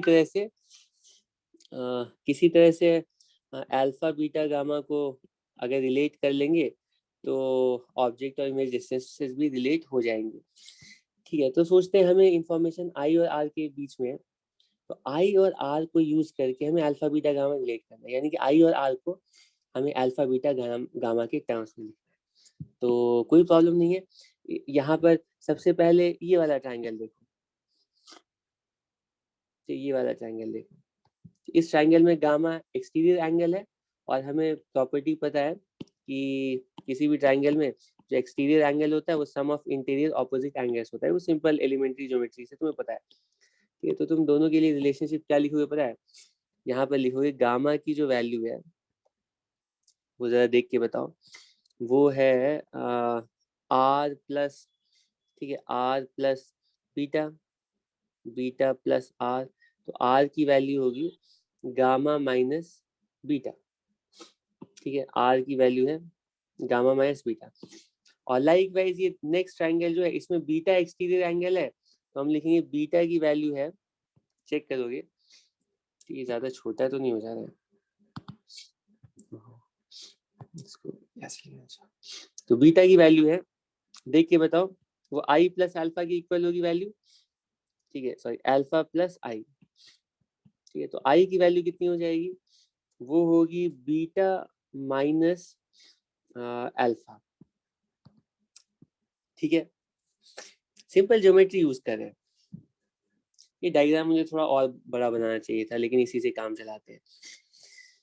आई की वैल्यू बताई गई है बीटा माइनस अल्फा, और ये इक्वल है gamma minus beta, gamma minus beta. तो इससे रिलेशनशिप आ रहा है कि अल्फा प्लस गामा के इक्वल्स ट्वाइस बीटा। ठीक है, अब तुम देख सकते हो अल्फा मतलब ऑब्जेक्ट एंगल इमेज एंगल के बीच में रिलेशनशिप, डिजायर्ड रिलेशनशिप आ गया। यहाँ तक हमने कोई अप्रोक्सीमेशन यूज नहीं किया है, और इस रिलेशनशिप को अगर हम प्रॉपरली अप्लाई करेंगे तो हमेशा हम ऑब्जेक्ट और इमेज की पोजीशंस को रिलेट कर सकते हैं। ठीक है, लेकिन इसके बाद हम लोग बोलते हैं, क्योंकि हम लोगों को किसी भी इमेज को विजुअलाइज करने के लिए ना एक बहुत ही narrow beam of light ray की ही जरूरत पड़ती है। ठीक है, तो हम कह रहे हैं कि अगर हम इस इमेज को ना बिल्कुल प्रिंसिपल एक्सिस के पास आकर के देख रहे हैं, ठीक है, तो ये जो लाइट रिफ्लेक्टेड लाइट रेज है ना, ठीक है, ये जो रिफ्लेक्टेड लाइट रेज है वो बहुत ही स्मॉल एंगल्स फॉर्म करेंगे, सारे एंगल्स बहुत स्मॉल होंगे। ठीक है, तो हम ऐसी लाइट रेज का अलग से नाम रखते हैं, ठीक है, पैराक्सियल रेज। ठीक है, हम बोलते हैं for paraxial rays, for paraxial rays. Paraxial rays का मतलब पैरेलल नहीं है, पैराक्सियल रेज का मतलब है कि प्रिंसिपल एक्सिस के बिल्कुल क्लोज जो लाइट रेज ट्रैवल कर रही है, ठीक है, वो light rays paraxial light rays कहलाएंगी। प्रिंसिपल एक्सिस के क्लोज लाइट रेज का मतलब वो पोल के बिल्कुल पास वाले लाइट रीजन में ही बस इंसिडेंट होंगी। हम सिर्फ उन्हीं लाइट रेज की बात कर रहे हैं जो कि बिल्कुल पोल के पास यानी प्रिंसिपल एक्सिस के पास ही एग्जिस्ट कर रही है। जो दूर वाली लाइट रेज है ना, उनकी बात नहीं कर रहे, पास वाली लाइट रेज की बात करें। तो अगर सिर्फ पैराक्सियल लाइट रेज को हम कंसिडर करेंगे तो ये सारे एंगल स्मॉल होंगे। ठीक है, और स्मॉल एंगल होने का मतलब है कि उनके लिए थीटा की वैल्यू, साइन थीटा की वैल्यू, टैन थीटा की वैल्यू सेम होगी। ठीक है, और इन एंगल्स की जो वैल्यू है ना, हम आर्क लेंथ अपॉन, ठीक है, आर्क लेंथ अपॉन रेडियस से निकाल सकते हैं, चाहे परपेंडिकुलर अपॉन ये बेस से निकाल सकते हैं। तो अगर ये एंगल स्मॉल है तो इन स्मॉल एंगल की वैल्यू हम यहाँ फिगर में देख करके बता सकते हैं। एक एक करके बताओ, अल्फा के लिए बताओ, अल्फा क्या, अगर अल्फा स्मॉल है तो क्या मैं लिख सकता हूँ कि अल्फा की वैल्यू और कुछ नहीं होगी, एमपी अपॉन ओपी के इक्वल होगी। उसी तरह बीटा की वैल्यू हम लोग लिख सकते हैं एमपी अपॉन सीपी के इक्वल। अगर ये स्मॉल है, यहाँ पे ऐसे ड्रॉ किया है कि ये पॉइंट बहुत दूर है, लेकिन तुम्हें इमेजिन करना है हम पैराक्सियल रेस की बात कर रहे हैं और ये जो एम है ना वो ऑलमोस्ट पी के पास है। ठीक, उस केस में कह रहे हैं। ठीक, तो उस केस में अल्फा को हम लिखेंगे MP upon OP plus gamma को लिखेंगे MP upon IP equals twice of MP upon CP. ठीक है, एमपी एमपी कैंसिल हो जाएगा और ये तुम्हें desired relationship between object distance and image distance मिल जाएगी। ठीक है, desired distance, desired relationship between, यही वो रिलेशनशिप है जिसकी हमें तलाश थी। ठीक है, ऑब्जेक्ट ओपी की वैल्यू गिवन होगी तो आईपी पता चल जाएगा, आईपी गिवन होगी तो ओपी पता चल जाएगा। यहाँ पर सीपी क्या है, सीपी है सेंटर ऑफ कर्वेचर की डिस्टेंस पोल से, यानी कि ये radius of the spherical mirror है। ठीक है, लेकिन हम इसके बाद, ठीक है, एक काम करते हैं और हम बोलते हैं कि ऑब्जेक्ट और इमेज की पोजीशंस को रिलेट करने के लिए डिस्टेंस का रिलेशनशिप हम नहीं यूज करेंगे, हम लोग ऑब्जेक्ट और इमेज के कोऑर्डिनेट्स को रिलेट करने जा रहे हैं। ठीक है, यहाँ पर जो प्रिंसिपल एक्सिस है उसको हम एक्स एक्सिस मान लेते हैं और हम इस एक्सिस को एक्स एक्सिस मान लेते हैं। ठीक है, और हम लोग यहाँ पर ऑब्जेक्ट और इमेज के कोऑर्डिनेट्स को रिलेट एक्स कोऑर्डिनेट्स को रिलेट करना चाहते हैं। उसका रीजन क्या है वो मैं अभी एक्सप्लेन करूंगा 2 मिनट में, ठीक है। मान लो हमें ऑब्जेक्ट का कोऑर्डिनेट गिवन है, तो इमेज का कोऑर्डिनेट कहाँ पर आएगा पता लगाना है। तो हम लोग ये डिस्टेंस रिलेशनशिप नहीं चाहते हैं, हम कोऑर्डिनेट्स का रिलेशनशिप चाहते हैं, ठीक है। तो ये जो पोल है इसको हम ओरिजिन मान रहे हैं, और इधर पॉजिटिव एक्स एक्सिस किधर भी मान सकते हो। लेट अस से हम लोग इस केस में राइट साइड को पॉजिटिव एक्स एक्सिस मान लेते हैं।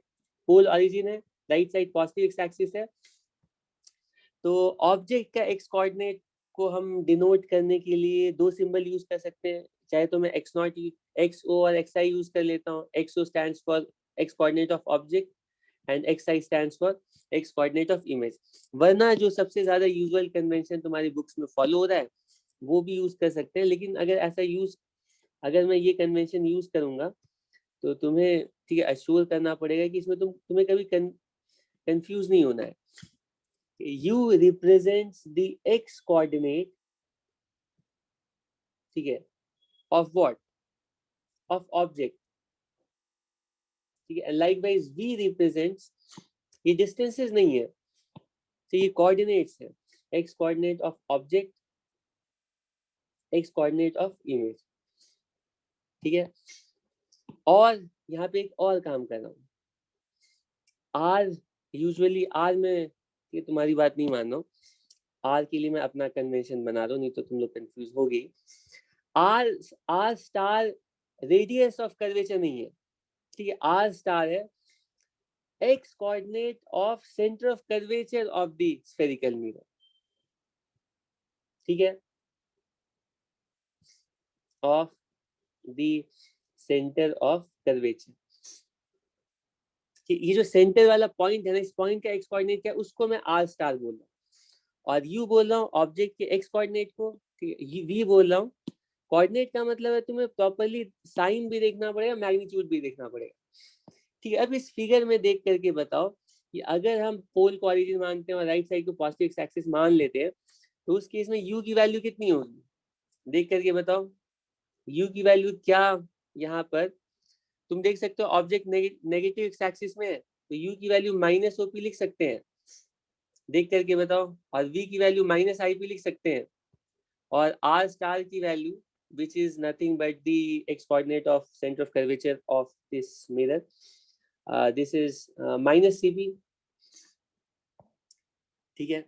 अब ये रिलेशनशिप ना मतलब कोऑर्डिनेट के टर्म्स में ट्रांसफॉर्म कर सकते हैं। ओपी को हम लोग यहाँ पे जो रिलेशनशिप हम लोगों ने निकाला है वो लिख सकते हैं -U, ये plus 1/-V equals 2/-R star, और फिर तुम्हें ये फेमस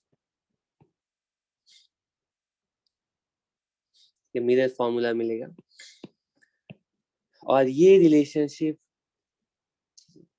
हर एक मिरर के लिए हर एक कंडीशन में अप्लाई कर सकते हैं, ठीक है। फाइनल कमेंट्स मेरा है कि स्टार्टिंग में जो हमने रिलेशनशिप निकाली थी वो एक स्पेशल केस के लिए रिलेशनशिप था। ये वाली जो रिलेशनशिप है ये भी हम यूज कर सकते हैं, लेकिन हमने इस रिलेशनशिप को जिस पर्टिकुलर मिरर के लिए, मतलब कि कॉनकेव मिरर में सिर्फ एप्लीकेबल होगा, और कॉनकेव मिरर में हमने सेंटर ऑफ कर्वेचर के पीछे ऑब्जेक्ट को रखा था, तो सिर्फ इस कंडीशन में अगर क्वेश्चन दिया गया है तभी हम इस डिस्टेंस वाले फॉर्मूले को अप्लाई कर सकते हैं, ठीक है।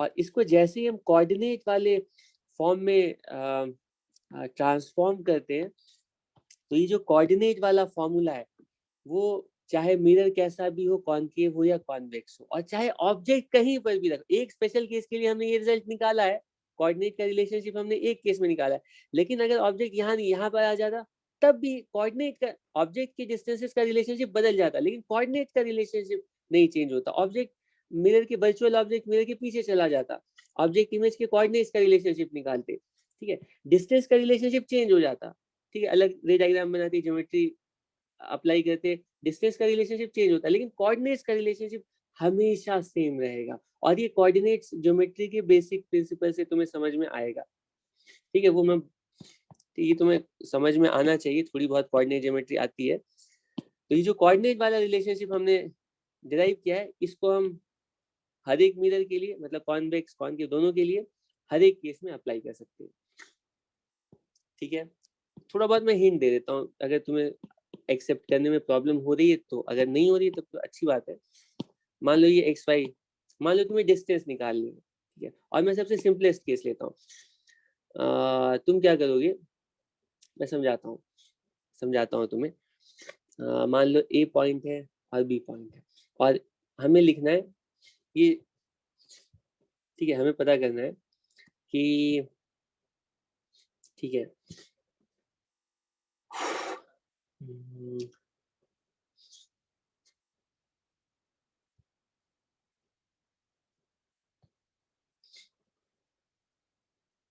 ये हमें पता करना है, मान लो बी ए की वैल्यू पता करनी है, ठीक है। तो ठीक है, तो बी ए की वैल्यू कितनी होगी, हम लिखेंगे बी ए की value X B minus X A होगी, ठीक है। तो एक तरीका है, तुम ऐसे बी ए की वैल्यू ना ऐसे कैलकुलेट करो डिस्टेंस के टर्म्स में, ठीक है। तो तुम लिखोगे ये value O B minus O ए, लेकिन ये जो फॉर्मूला है ना डिस्टेंस वाला, वो सिर्फ इस स्पेशल केस के लिए एप्लीकेबल होगा। लेकिन मान लो हमारा जो वाई एक्सिस है वो इधर चला आया, या फिर मान लो ये दोनों जो पॉइंट्स है, ये दोनों जो हमारे पॉइंट्स हैं ये इधर चले आए, नेगेटिव एक्स एक्सिस में लाई कर रहे हैं, ठीक है। लेकिन जो कोऑर्डिनेट वाला फॉर्मूला है ना वो अभी भी वैलिड रहेगा, लेकिन डिस्टेंस वाला फॉर्मूला अब नहीं अप्लाई कर सकते। अप्लाई करके देख लो, इन दोनों के बीच की जो डिस्टेंस, ये जो लेंथ है वो बदल जाएगी, ठीक है। तो मतलब अगर हम कोऑर्डिनेट के टर्म्स में रिलेशनशिप निकालते हैं तो साइंस ऑटोमेटिकली एडजस्ट होकर के हमें, ठीक है, वैलिड रिलेशनशिप देते हैं हमेशा, ठीक है। इसीलिए ये कोऑर्डिनेट का रिलेशनशिप हम यूज करेंगे और हम हर तरह के प्रॉब्लम्स को स्फेरिकल मिरर से एसोसिएटेड चेंज करें, सॉल्व करेंगे। Thank you everyone.